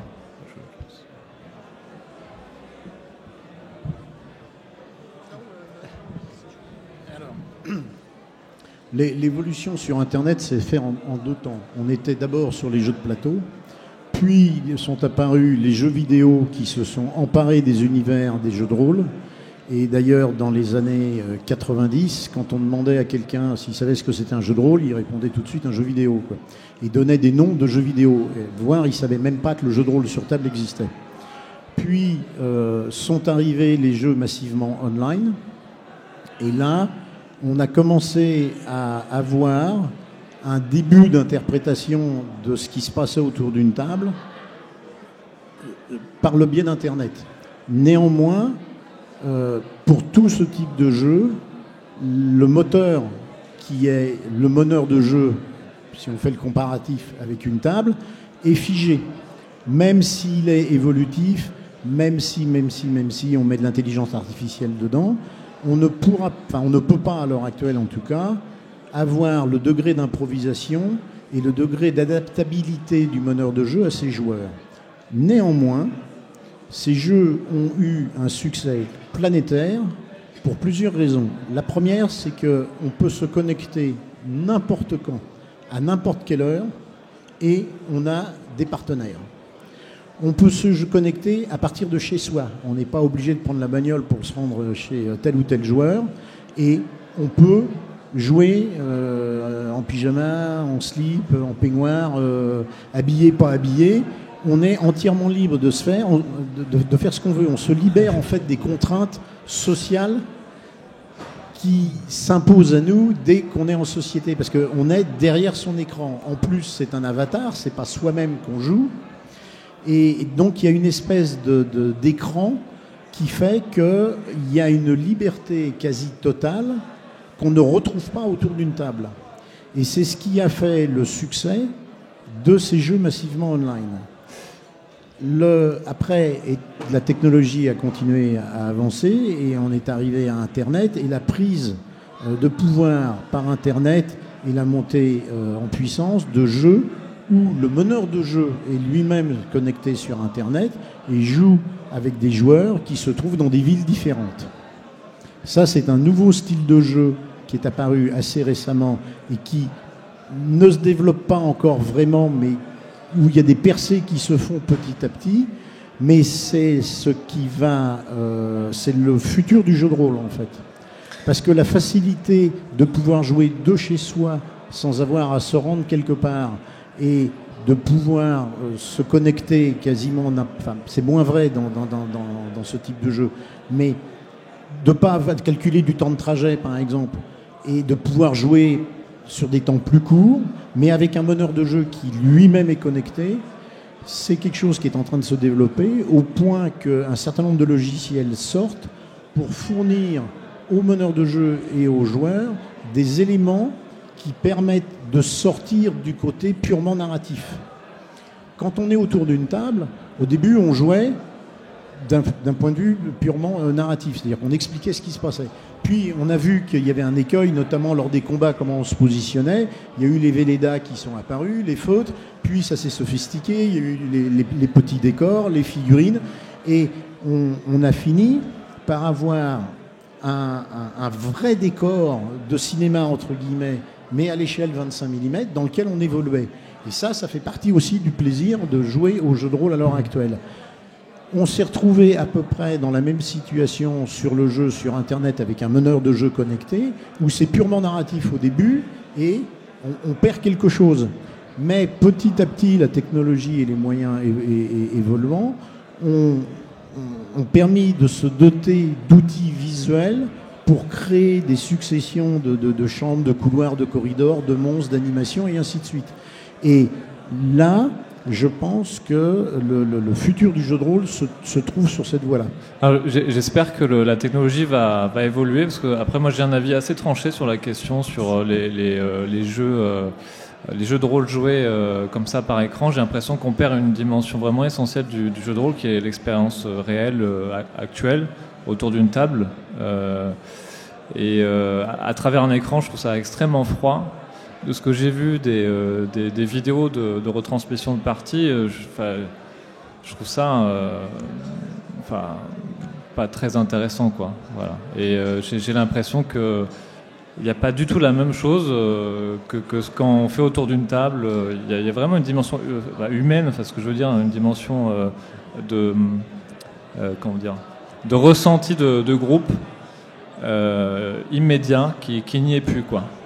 C'est parce que t'as des temps de connexion, t'as des petits détails technologiques en fait qui font que t'as pas l'impression d'être dans la même pièce. Et moi, pour moi, c'est vraiment important de mon point de vue au jeu de rôle. Voilà. Oui, je suis entièrement d'accord avec toi là-dessus, mais c'est qu'un problème de technologie en fait.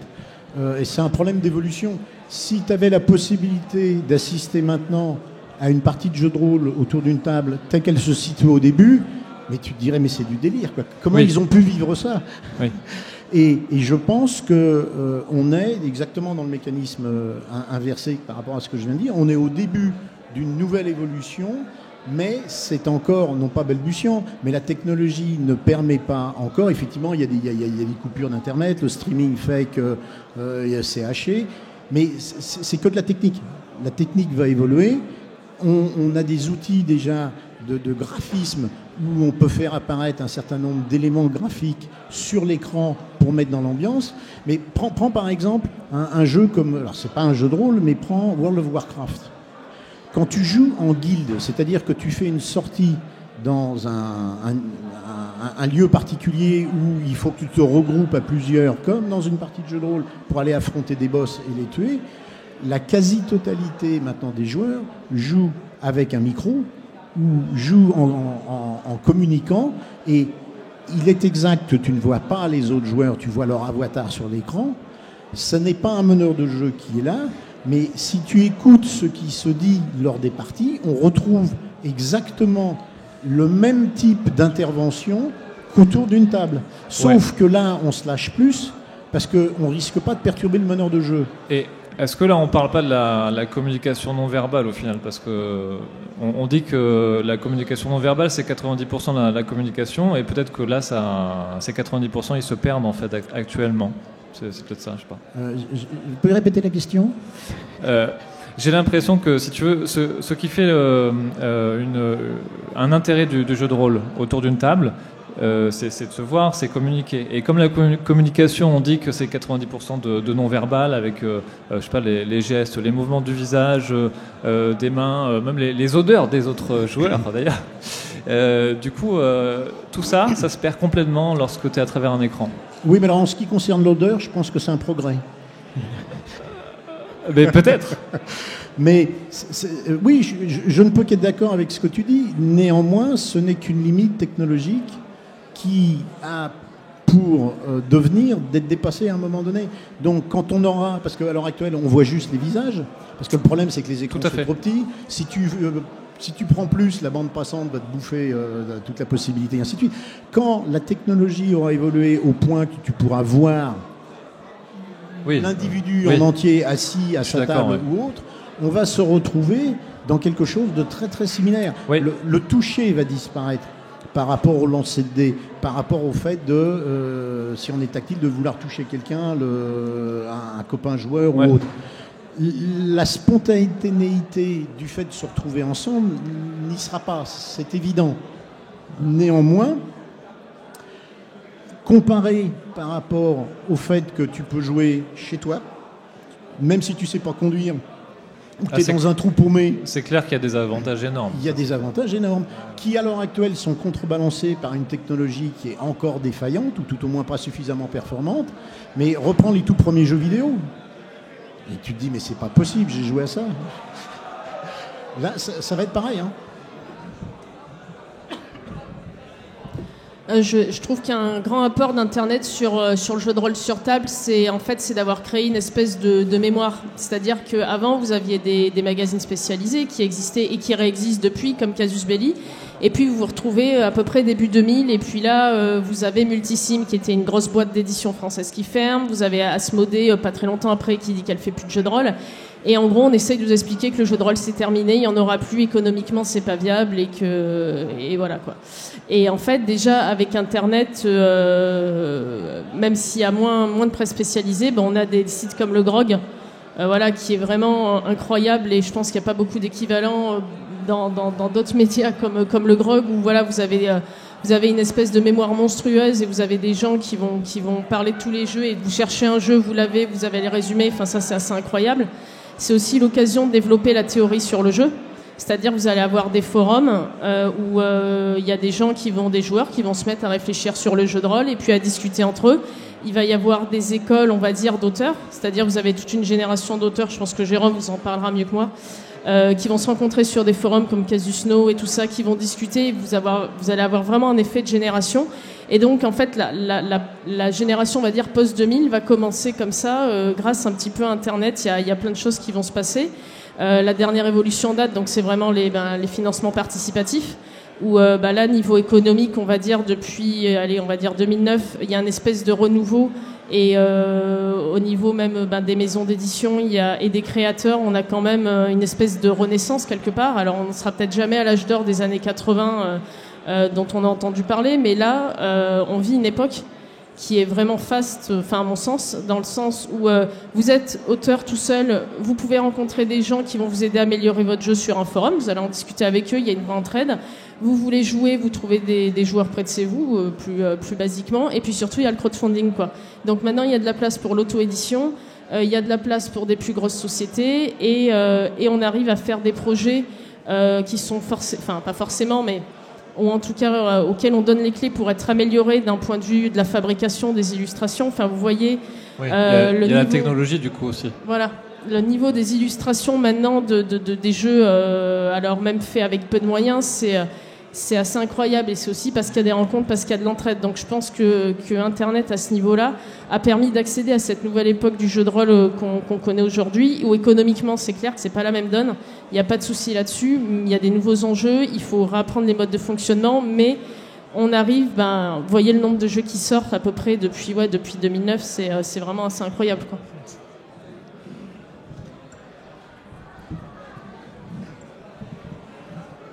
Alors, avant, on avait parlé de l'introduction d'Internet et de ce que ça a changé pour les joueurs.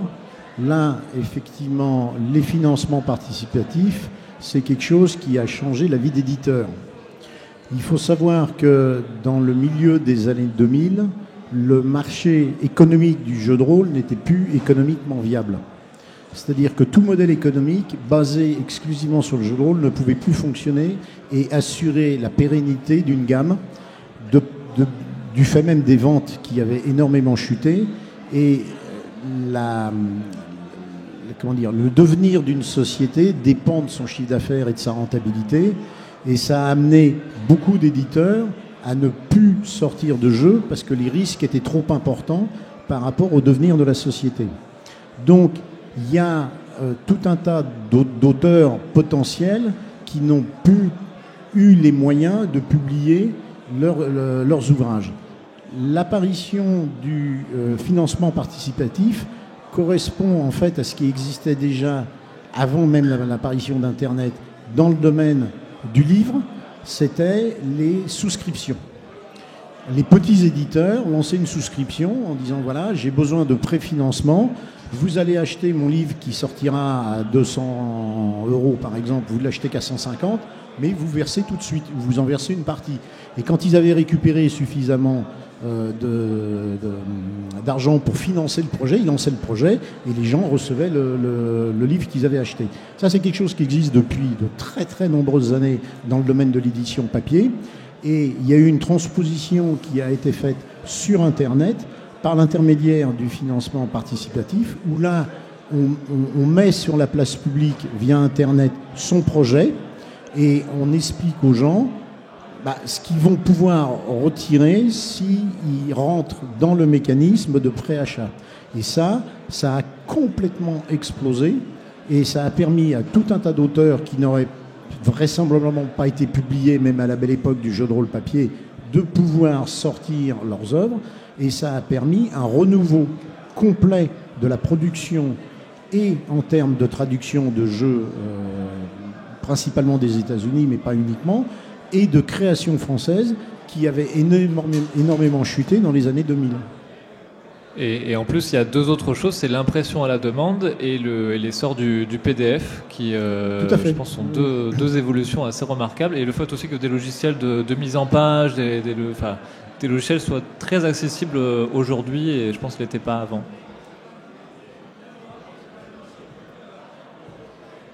Ok, un dernier thème peut-être, parce qu'ensuite on passera aux questions éventuelles du public.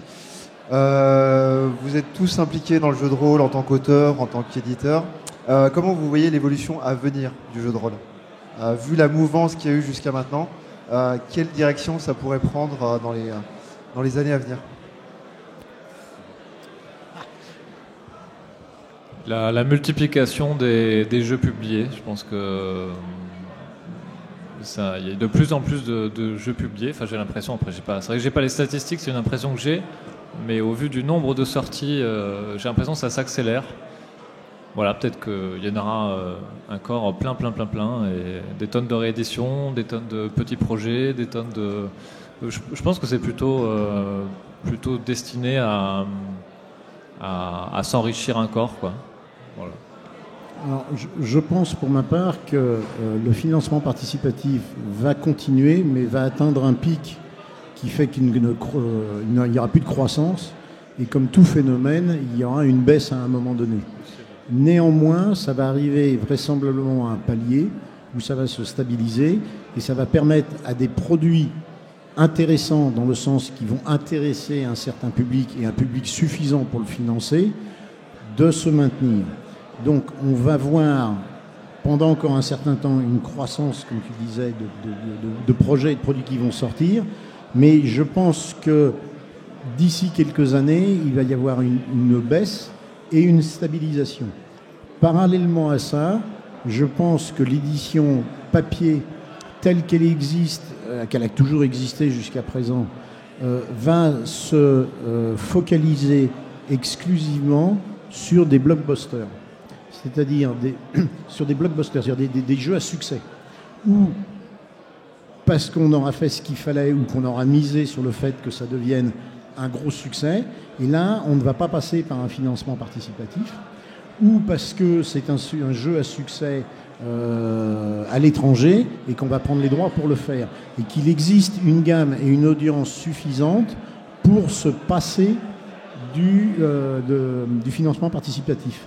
Ce qui veut dire qu'on va avoir en fait un écart qui va se creuser entre les gros jeux en termes de vente, qui peuvent s'autofinancer tout seuls, et les petits jeux en termes de vente, sans notion péjorative, quand je dis ça, ni qualitative, mais qui vont avoir une spécificité telle qu'elle ne va accrocher qu'un public minoritaire, mais suffisant pour pouvoir atteindre un palier de financement participatif.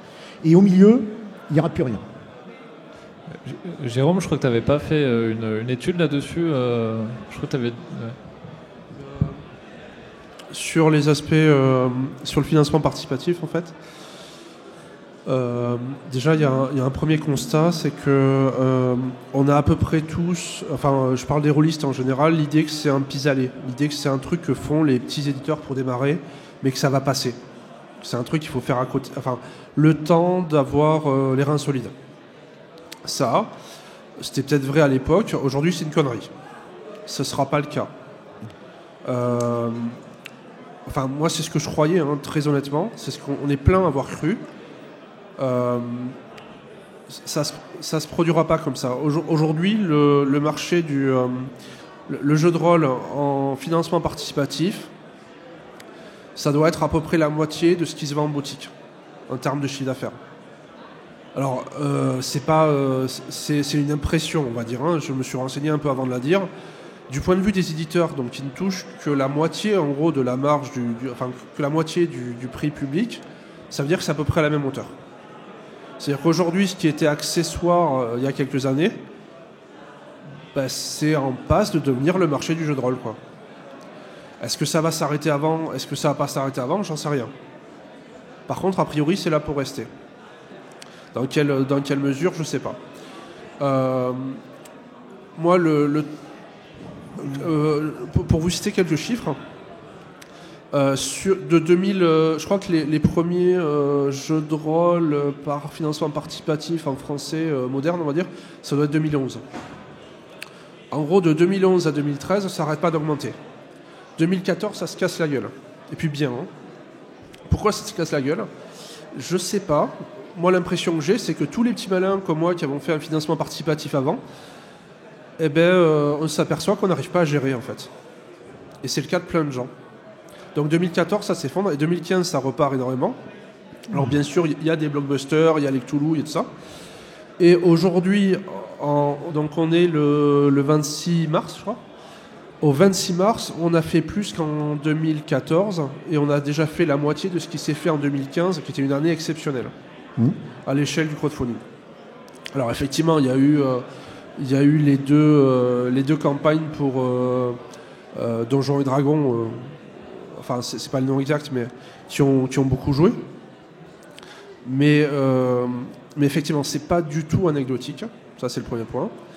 Ensuite, moi j'ai l'impression qu'à ce niveau-là, il va y avoir un enjeu qui est tout simple, qui est lié au métier d'éditeur. C'est-à-dire que, comme on le disait tous, déjà, c'est quoi le métier d'éditeur ? Alors, ça fait plein de trucs. Mais en gros, c'est censé faire en sorte qu'un projet soit bien. C'est-à-dire, l'auteur, il va arriver, mais on est censé l'aider à faire que l'auteur il fasse le mieux qu'il puisse. On est censé l'aider à améliorer son boulot. Il est censé faire qu'un jeu soit produit, donc fabriqué, etc., distribué, tout ce que vous voulez. Et on est censé faire en sorte qu'un projet soit viable financièrement. Ok ? Le viable financièrement, on peut le faire en partie avec le crowdfunding, avec le POD, enfin l'impression à la demande, avec plein d'autres solutions. Le fait d'être capable de produire le bouquin, la technologie a évolué, quasiment tout le monde peut le faire. Le truc qui reste et qu'on ne peut pas pour l'instant faire évoluer, c'est ce travail éditorial. Et le problème, c'est que ce travail éditorial en France, on ne le considère pas en fait. C'est quelque chose qui est pas. Déjà, c'est quelque chose qui n'est pas payé. C'est-à-dire quand vous. Enfin, il y a des cas bien sûr, hein, et de plus en plus les éditeurs s'en aperçoivent. Mais comment vous êtes payé quand vous faites du jeu de rôle, quand vous écrivez du jeu de rôle, très souvent on signe. Vous êtes payé à la quantité de texte. Comme dans la plus. Enfin, soit en droit d'auteur, soit en quantité de texte. Et c'est le cas, c'est pas que dans le jeu de rôle du tout. Hein. Et la question de se dire, ok, on va payer quelqu'un pour faire que l'auteur il écrive encore mieux. Pendant très longtemps, le réflexe c'était de se dire, c'est le boulot de l'auteur d'écrire bien. Quoi. S'il écrit pas bien, j'en prends un autre. Et concrètement, heureusement qu'on fait pas ça. Hein. Moi, je peux vous le dire, il y a un paquet de textes que j'ai rendus, je suis super content que quelqu'un soit passé derrière. Et je pense que c'est pas prêt de s'arrêter. Par contre, ce travail-là, la capacité de faire que ce travail-là, il va être visible, et il va être remarqué, et qu'il y aura des gens qui vont le faire de façon professionnelle et en freelance, ce qui existe par exemple aux États-Unis dans plein d'autres cas, ce qui existe dans plein d'autres secteurs, je pense que ça va être un enjeu critique pour le jeu de rôle. L'autre élément qui me semble être un enjeu critique, ça va être de dire, donc pour l'instant le crowdfunding, on est tous inquiets de savoir si les projets vont être livrés à temps. Et c'est normal. Et pour moi, c'est une maladie d'enfance du crowdfunding. Ça va s'améliorer. Les projets s'améliorent énormément à ce niveau-là. Par contre, l'autre problème qu'il va y avoir, c'est de dire, ok, il y a je ne sais pas combien de projets qui sortent par an. Depuis 2015, un projet de crowdfunding en France, je ne sais pas, essayez d'imaginer le nombre qu'il y a eu de projets de jeux de rôle crowdfundés en France depuis le 2011. Pardon. Alors je ne sais pas, vous avez sans doute un nombre en tête. Si je ne me trompe pas, il y en a eu 120. Je pense qu'à peu près personne n'est capable de citer les 120. En tout cas, moi, je ne suis pas capable. C'est de se dire, ok, maintenant, comment je fais pour que mon projet il sorte et il soit visible ? Et comment je fais pour que mon projet sorte, soit visible, et soit pas que visible pendant le temps du crowdfunding, mais soit visible aussi derrière ? Comment on fait pour qu'il soit disponible ? Alors, en boutique, aujourd'hui, peut-être ailleurs, si ça évolue, j'en sais rien, mais le crowdfunding, aujourd'hui, c'est 5000 personnes. Il y a 5000 personnes à peu près qui achètent des jeux en crowdfunding. Et ces 5000 personnes, elles n'achètent pas tout ce qui sort. C'est pas vrai. Il y en a plein qui achètent plein de trucs. Hein. En parlait surtout pas ma femme, mais il y en a plein qui achètent plein de trucs. Mais comment est-ce qu'on fait pour que derrière, on fasse des jeux qui soient joués plus longtemps et par plus de gens ? Si vous regardez ce qui se passe dans plein d'autres industries culturelles, prenez le cinéma. Dans le cinéma, un film, il existe jusqu'au moment où il est sorti. Après, il n'y a plus de pub, ça sert à rien, c'est trop tard déjà. Et le crowdfunding, il y a quelque chose qui ressemble à ça. Pardon ? Oui, alors, pardon. Effectivement, pour les films, il y a le DVD, il y a toute une autre industrie derrière, il y a le streaming maintenant, il y a plein d'autres choses. Excuse-moi, je parlais juste de l'exploitation en salle. Tu as raison de me corriger là-dessus. Mais aujourd'hui, on se dirige vers ça. Je crois pas me tromper en disant que sur les romans, c'est un peu pareil. Il y a d'autres exploitations. Comment est-ce qu'on fait ça aujourd'hui ? Comment est-ce qu'on est capable de faire en sorte que on n'aille pas vers un secteur où on produit pour un très petit nombre de gens et pour un très petit laps de temps ? Et dans tout ce qui est produit, parce que c'est super qu'on produise plein de choses, c'est effectivement très fast, créativement c'est super intéressant. Comment est-ce qu'on sort ? On n'est pas au niveau de Steam ou des apps sur Apple, là je ne sais plus comment ça s'appelle. Mais aujourd'hui, qu'est-ce qui fait que tel projet il est bien et pas tel autre ? Alors dans d'autres secteurs, il y a des secteurs où c'est simple, il faut qu'il y ait des stars. J'espère qu'on n'en sera pas là parce que ça pue vraiment au niveau créatif si on fait comme ça. Mais comment est-ce qu'on débarque ? Comment est-ce qu'on donne un gage de qualité sur les jeux ? Mais Et voilà. c'est pas parce qu'on est dans un financement participatif que ça change la donne en termes de gage de qualité, comme tu dis. Avant, un éditeur papier devait faire face exactement aux mêmes interrogations et aux mêmes questions. Là, il n'y a pas de changement à ce niveau-là. C'est quel est le rôle de l'éditeur, comment il peut accompagner l'auteur et quelle est la ligne éditoriale qu'on veut mettre en place. La grosse différence que moi je vois par le financement participatif, c'est la possibilité d'avoir une durée de vie du produit qui soit complètement différente. Avant le financement participatif, il fallait que le produit s'amortisse en termes de vente. Et comme on est dans le cadre d'un jeu de rôle, enfin du jeu de rôle au sens large, il fallait sortir des produits, il fallait sortir des aventures, il fallait alimenter la gamme pour lui donner une chance de pouvoir perdurer. Donc faire un investissement au départ dont la rentabilité n'est absolument pas assurée. Et là se posait un vrai problème de savoir qu'est-ce qu'on va sortir et comment on va faire pour maximiser la capacité qu'on peut avoir à mettre en avant le produit, à en faire parler, pour lui donner une chance. Le gros intérêt que je vois, moi en tant qu'éditeur, du financement participatif, c'est qu'une partie de ce problème n'existe plus. Alors, doit se poser la question au niveau de l'éditeur, quand on fait appel ou non à un financement participatif, c'est est-ce que le financement participatif va être suffisant pour couvrir l'impression des livres et leur distribution, et à partir du moment où c'est couvert, tout ce que je vais vendre en magasin ou sur d'autres circuits de distribution, c'est du bonus entre guillemets, ou est-ce que le financement participatif ne va absorber qu'une partie des frais, et là on se retrouve dans le cas que tu citais. Mais ce n'est qu'un des deux cas de ce que permet de faire à l'heure actuelle le financement participatif. Alors, attention, Où j'ai pas compris alors. Juste pour préciser un point, je ne suis pas du tout en train de dire que le financement participatif c'est pas bien ou c'est mal. Pour le coup, on en fait tous autour de la table. C'est clairement un outil qui a plein d'avantages. La seule chose, c'est que je pense que ces éléments-là, ça va être des enjeux et ça va être des choses, et il faut qu'on fasse très gaffe à ce que ça ne devienne pas ça. C'est ça que je voulais dire. Et effectivement, aujourd'hui, le financement participatif, c'est un moyen de faire financer un jeu. C'est déjà ça. C'est plein d'autres choses aussi, mais à la base, c'est déjà ça, et ça, c'est un truc qui est très positif si on fait en sorte que... c'est idiot ce que je veux dire, si on fait en sorte que ça le soit. On a tous en tête des campagnes qui ont foiré. On a tous en tête des cas, des histoires d'horreur de financement participatif. Mais globalement, quand on regarde, il y a la question des retards, effectivement, mais sur le reste, ça se passe plutôt très bien. Ce que je veux dire par là, c'est... Enfin, dans le secteur du JDR, si on prend, par exemple... le financement, je vous parle des stats d'Ulule là. Le financement moyen d'un projet participatif sur Ulule, je crois qu'il est de 47 €. Aujourd'hui, sur du jeu de rôle, il est de 103 €. Alors Ulule et les autres plateformes. Sur le nombre d'échecs, je crois qu'il y a un tiers de projets qui foirent sur les chiffres Ulule. Dans le jeu de rôle, sur 122, il y en a 3 qui ont été annulés. Enfin, qui ont loupé.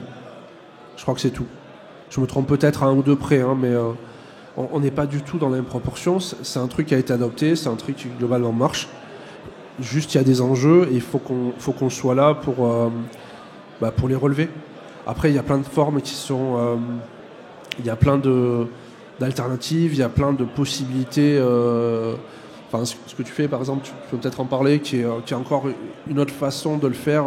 Ça apporte d'autres solutions. On a plein d'outils. Prenons les meilleurs. Faisons juste gaffe à ce vers quoi on va.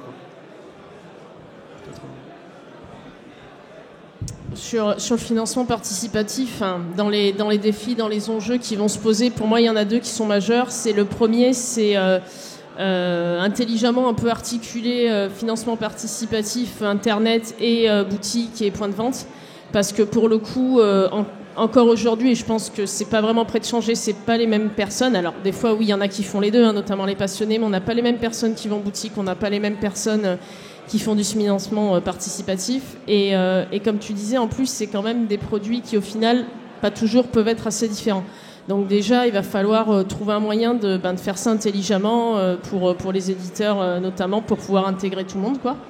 Et l'autre enjeu, c'est justement de faire attention à ne pas se laisser séduire par la forme. En fait, que la forme ne prenne pas le pas sur tout. C'est-à-dire que maintenant, quand on fait un financement participatif, comme on veut livrer les produits dans des délais raisonnables, notamment pour que les gens aient envie de souscrire et qu'on leur montre que non, ils vont pas attendre leur jeu dans des années, et on se retrouve avec des délais qui sont, alors pas toujours, mais qui sont souvent pas tout à fait les mêmes que sur un projet plus classique ou de la manière dont on travaillait il y a encore quelques années.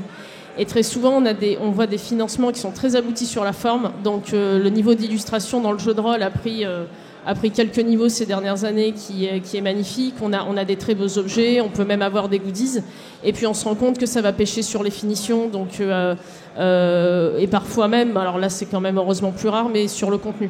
Donc en tant qu'éditeur, le gros défi c'est peut-être qu'on est séduit par les illustrations, c'est-à-dire quand on arrive sur une page pour financer, si on voit une belle illustre qui nous en met plein la vue, on vend beaucoup de jeux là-dessus. Mais il faut continuer, il faut pas que ça éclipse le fond, quoi. Donc l'enjeu, c'est continuer à faire vraiment des très bons jeux aussi en termes de contenu et de pas tout mettre sous la forme, parce que c'est vrai que c'est ce qui va accrocher le regard et ce qui va nous donner, même inconsciemment, envie de souscrire à un projet, quoi. Oui, mais de ce point de vue-là, le financement participatif n'a rien changé, hein. C'était déjà vrai à l'époque du papier, où il fallait pas se laisser séduire par les mirages des beaux graphismes, des couvertures extraordinaires, de façon à ce que ça soit alléchant.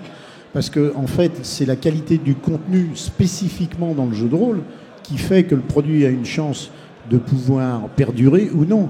Parce que une fois qu'on l'a acheté, parce qu'il y a de belles illustrations et qu'on a lu les règles ou l'univers et que c'est pourri, c'est terminé. L'acte d'achat, il est terminé, il n'y a pas de suite. Là, il n'y a pas eu vraiment le participatif. En fait, ce que je veux dire par là, c'est que le boulot d'éditeur en soi n'a pas changé. Il a évolué, mais fondamentalement, il n'a pas changé. C'est le même. On est juste soit on est dans une situation d'un marché qui est en expansion et les gens achètent. Et là, on peut se permettre de faire à peu près n'importe quelle connerie de sortie de produit. On pourra toujours se rattraper sur un autre produit qui va sortir parce que sur la masse, ça va se vendre. Et ça a été le cas des années 80, où un nombre incalculable d'éditeurs ont sorti des trucs innommables, mais ça s'est vendu, et puis ils ont appris, puis il y a eu des retours, et ainsi de suite, ce qui fait qu'un certain nombre ont perduré. Mais on est exactement dans un cas de figure différent, où le marché n'est plus un marché en expansion, c'est un marché qui est en crise, et où la moindre bêtise, en fait, se paye tout de suite. Et là, le boulot d'éditeur, comme le boulot de toute société, c'est de la gestion. Ça ne se résume pas à de la gestion, mais c'est aussi de la gestion. C'est pas parce qu'on est créatif qu'on ne doit pas être gestionnaire. Parce que ce qui va assurer le fait que la structure va perdurer, c'est qu'elle est gérée correctement. Et à tout niveau. Et au niveau créatif sur les produits qu'on sort, et au niveau des investissements qui sont faits, et au niveau des enjeux qui sont pris ou pas pris. Le financement participatif n'amène qu'une manne financière certaine quand le financement est terminé, mais n'amène rien d'autre en soi. Ce n'est qu'un des composants. Et les autres composants n'ont, de mon point de vue, ça fait plus de 30 ans que je suis dedans, n'ont absolument pas changé. Ça se résume à de la gestion, et de la gestion saine, si on veut que la boîte ait une chance de perdurer, en fait. Alors sur la question du suivi des jeux, on disait souvent qu'il fallait sortir des suppléments pour que le jeu perdure, qu'il soit toujours, sûrement en boutique, par exemple. Et c'est vrai que les suppléments se vendent pas vraiment par rapport à un livre de base. Ça, c'est un point intéressant. Et la souscription permet d'ailleurs de financer des suppléments à l'avance. Alors que je pense qu'avant, justement, c'était assez pénible pour un éditeur de sortir des suppléments. Il savait que ça allait pas se vendre, mais il le faisait sans doute parce que ça pourrait relancer l'intérêt pour le livre de base et pour vendre le livre de base.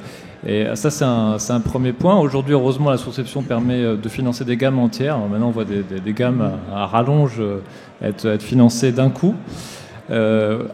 Alors, à mon échelle, pour l'auto-édition, j'essaie d'avoir plein de suppléments, mais gratuits. Et grâce au PDF, grâce à l'impression à la demande, voilà, à très bas coût en tout cas. Et la deuxième chose, je pense qu'il faut aussi défendre ces jeux en convention, et il faut continuer à être présent en fait. Voilà. Et autre point, par rapport au rôle d'éditeur dont tu parlais, Jérôme, moi c'est quelque chose qui me manque aujourd'hui. C'est-à-dire que effectivement, pour avoir un retour avant de faire une souscription, et je suis obligé, et tant mieux, de tester le jeu, d'envoyer mes manuscrits à des gens que je connais pas, à des associations pour qu'ils les testent, d'y aller aussi, de chercher autour de chez moi, ou partout où je peux, de passer les manuscrits, de tester, etc., pour avoir un maximum de retours. Et c'est vrai que ça, c'est... alors il y a les textes aussi, mais déjà les retours sur le système de jeu, sur est-ce que ça fonctionne, est-ce que ça fonctionne pas, qu'est-ce qu'on doit changer, etc., c'est extrêmement important. La deuxième chose, donc, c'est par rapport au texte. Et effectivement, c'est clair qu'on écrit vraiment. Alors, quand on écrit, souvent, on se dit « Ah, c'est génial ce que j'ai fait, c'est génial !» Et puis, puis on se relit une semaine après, et dit « Non, mais c'est pas possible, enfin, c'est n'importe quoi. » Et du coup, tu réécris. Et si t'as pas quelqu'un derrière qui a un regard, qui a un recul, etc., c'est un manque certain, et il faut trouver ces personnes-là. Alors c'est sûr que dans l'auto-édition ça se fait pas, donc il faut qu'on trouve nos propres éditeurs qui sont pas du tout des professionnels, et je pense qu'on devrait le faire. On devrait profiter de l'argent apporté par les souscriptions pour embaucher des éditeurs, parce que je pense que ça ferait du bien. Voilà.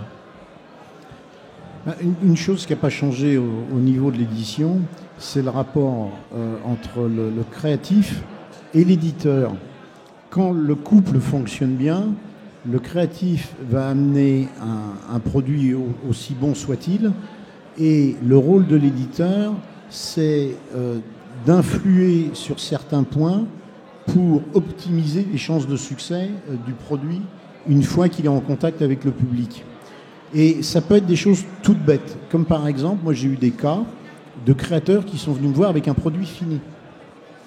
Et où j'ai dit, c'est bien, mais néanmoins, là, il y a un problème, parce que vous seriez venu me voir avant que le produit soit fini, on aurait pu corriger tout un tas d'erreurs qui, pour vous, n'en sont pas, parce que vous n'avez pas une approche commerciale, mais qui, pour nous, est une grave erreur, comme par exemple, ne pas avoir le nom du produit sur la tranche. Parce que les produits ne se mettent pas en facing dans un magasin. Ils sont remplis comme dans une bibliothèque. Et si sur la tranche, il n'y a pas le nom du produit, il n'y a aucun moyen de l'identifier. Et des trucs bêtes comme ça, je pourrais en citer, mais pendant des heures. Et c'est pas le rôle du créatif de penser à ça. S'il le fait, c'est très bien. Mais c'est aussi le rôle de l'éditeur de mettre en garde le créatif face à des écueils et de lui apporter sa connaissance à lui, parce que éditeur, c'est un vrai métier. Et c'est pas parce que le produit est bon en termes d'écriture et en termes de contenu qu'en termes de packaging, il va l'être. Donc il y a un vrai couple là qui doit fonctionner en termes d'échange. Et là, le problème que je vois avec le financement participatif, c'est que beaucoup de créatifs ont la possibilité, et c'est une bonne chose en soi, de se lancer, mais sans avoir le côté professionnel du regard de l'éditeur qui va permettre de corriger un certain nombre de fautes de par sa connaissance, lui, du marché et de sa connaissance des mécanismes de vente que le créatif, par quasi-définition, n'a pas. Mais aujourd'hui, c'est vrai que le marché du jeu de rôle a aussi vachement évolué. Il y a pas mal de JDR qui se vendent plutôt bien, je pense, mais qui passent pas du tout par les boutiques. Et tu vois, ces aspects-là d'éditeurs, peut-être que c'est aujourd'hui secondaire pour ces personnes. Et deuxièmement, quand tu es en auto-édition, c'est vrai que tu dois multiplier les casquettes. Et ça, c'est épuisant. Ça, c'est juste épuisant, quoi. Et donc, deuxième chose, ce qui est intéressant, c'est que lors d'une souscription, aujourd'hui, ce que je fais, c'est que je livre le manuscrit. Après plusieurs corrections, je le livre aussi aux souscripteurs. Et plus il y a Dieu, plus on rigole, quoi. Voilà. En fait, c'est ça. Parce que ça permet aussi aux gens de te faire des retours, même à la dernière minute, des choses que tu vois pas parce que tu verras jamais, et que malgré 10 relectures avec 10 personnes différentes, ils voient pas quand même. Et ça aussi, c'est un gros avantage, c'est d'avoir des personnes qui, comme ils te soutiennent, ils ont un intérêt dans ce projet. Et la participation, c'est ça aussi, c'est pouvoir c'est pas juste donner ton argent et te dire j'espère que le projet arrivera à terme. C'est aussi je peux discuter avec l'auteur en direct, je peux dire je peux lui poser des questions. Il y a vraiment un échange hyper intéressant dans la souscription, et je pense qu'il faut aussi savoir se servir de ça. Tout à fait. Ok, merci. Il nous reste quelques minutes. Si dans le public vous avez des questions à poser aux intervenants. Bonjour. Tu disais, Jérôme, que tu avais un peu peur, je crois, des conséquences du crowdfunding qui fait que que les jeux ne durent plus et n'aient plus autant de suivi, ou en tout cas de vie en termes de jeu. Et je me demande à quel niveau c'est vraiment dramatique. Alors, parce que c'est peut-être juste une évolution qui se vaut, quoi. Attention, je disais pas que le crowdfunding allait faire que les jeux ne vont pas vivre. Je dis que si on fait un des risques de faire du crowdfunding, c'est de faire du one shot. Et de faire du one shot pour tout le monde. C'est-à-dire que tu peux, si tu as la possibilité de faire que plus de monde joue à ton jeu, que tout le monde le trouve à un prix raisonnable, que tu laisses pas ta chemise, voire tu te fais un petit peu plus d'argent, pourquoi s'en priver ? Pourquoi, je dis pas qu'il faille changer le produit, mais moi aujourd'hui, quand on joue un de mes jeux, je préfère qu'il y ait 1000 personnes qui y jouent plutôt que 100. C'est aussi con que ça, ça va pas, c'est pas une révélation immense. Je pense que c'est pareil pour tout le monde, quoi. Mais il n'y a aucune honte à faire un jeu qui est joué par 10 personnes. Il n'y a aucune honte à faire un jeu qui est joué par 2 personnes. Vraiment, il n'y a aucun problème. Je pense que c'est le cas pour tous les 4. Je ne voudrais pas me tromper, mais on aura de toute façon beaucoup plus de jeux qui sont sur les fichiers de nos disques durs et qui sont jamais sortis que de jeux qui sortiront. Et quelque part, c'est pas comme si on se dispersait pas assez, quoi. Il n'y a pas de souci. Par contre, attention au fait que à un niveau global, on ne soit pas en train de bosser que pour ces 5000 personnes-là, parce que le jour où elles s'arrêtent, il n'y a plus personne, quoi. Il n'y a plus personne du tout. Alors, en tant que joueur, effectivement, je comprends que ça t'embête pas. Moi, ça m'embête pas, je continuerai à jouer. Par contre, je vais devoir sacrément changer de métier, quoi. Et j'ai pas super envie. Une autre question, peut-être ? C'est pour Fabrice, j'aimerais revenir sur un truc que tu as dit tout à l'heure à propos du marasme économique du jeu de rôle dans les années 2000. Déjà, je voulais savoir si tu parlais du jeu de rôle à l'échelle internationale ou juste de la France. Si c'est à l'échelle de la France, est-ce qu'on peut dire que c'est un rapport direct avec l'affaire Mireille Dumas ou pas ? Et si c'est à l'échelle globale, quelles sont selon toi les raisons de ce marasme économique ? J'ai combien de temps pour répondre ? Alors, je ne sais pas si c'est au niveau international. Je parlerai uniquement de la France, puisque c'est un marché que je connais bien. Ça n'a pas c'est pas complètement lié à l'affaire Mireille Dumas, qui a eu néanmoins un impact indéniable sur des MJC qui ont vu des clubs fermés et ainsi de suite. Ça a été très dommageable, mais plus au niveau de la pratique quotidienne du joueur que du marché en général. On a beaucoup exagérer l'effet Dumas, mais il y a eu un vrai impact en termes d'image de marque du jeu de rôle, parce qu'elle a raconté tout et absolument n'importe quoi. Mais les joueurs n'ont pas pour autant arrêté de jouer. C'est juste que les structures auxquelles ils pouvaient avoir accès ont été fermées, mais néanmoins, un joueur est un joueur. Alors, il y a effectivement des gens qui se sont retrouvés dans la possibilité de pouvoir pratiquer et continuer, mais à ce niveau-là, je ne pense pas qu'il y ait eu un réel impact. Par contre, il y a eu des conséquences directes. Moi, par exemple, quand j'importais des produits des États-Unis, il y a des règles documentaires à suivre, et notamment il y a un passage en douane, et je me suis retrouvé avec des importations bloquées à Roissy, parce que le commissaire de police aérien de Roissy a dit « Mais attendez, là, ce que vous importez, c'est pas légal ». Et donc je dis « Si, c'est du jeu de rôle, ça a une existence légale, c'est défini dans le code des impôts et tout. » Ah oui, mais Mireille Dumas, là, nous a dit que c'est du satanisme, que ça rend les gens fous, et ainsi de suite. Et donc j'explique ma position et ce que c'est réellement.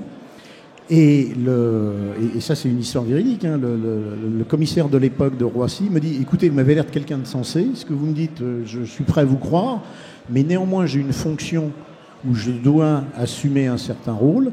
Et je suis dans l'obligation de demander une enquête de douane sur la valeur morale des produits que vous voulez faire rentrer sur le territoire français. » Et alors là, j'explique que vous êtes gentil, mais à cause d'une animatrice qui n'a pas fait son boulot de journaliste correctement, vous me bloquez une importation, et toutes les autres, à l'époque j'importais toutes les semaines des États-Unis. Je fais comment là ? Et le gars me dit sans rire, écoutez, au lieu d'importer à partir de Paris, apporter à partir de Bruxelles, ils sont plus laxistes là-bas, ils ne sont pas touchés par le phénomène.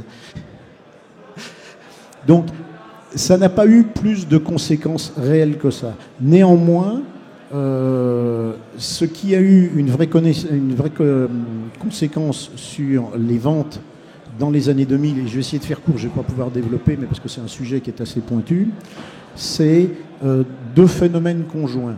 La première, ça a été l'introduction des cartes Magic, qui ont séduit tout un public de jeunes, où en quelques minutes, ils pouvaient jouer, alors que la pratique d'un jeu de rôle demandait des heures d'investissement. Ça, c'est le premier point.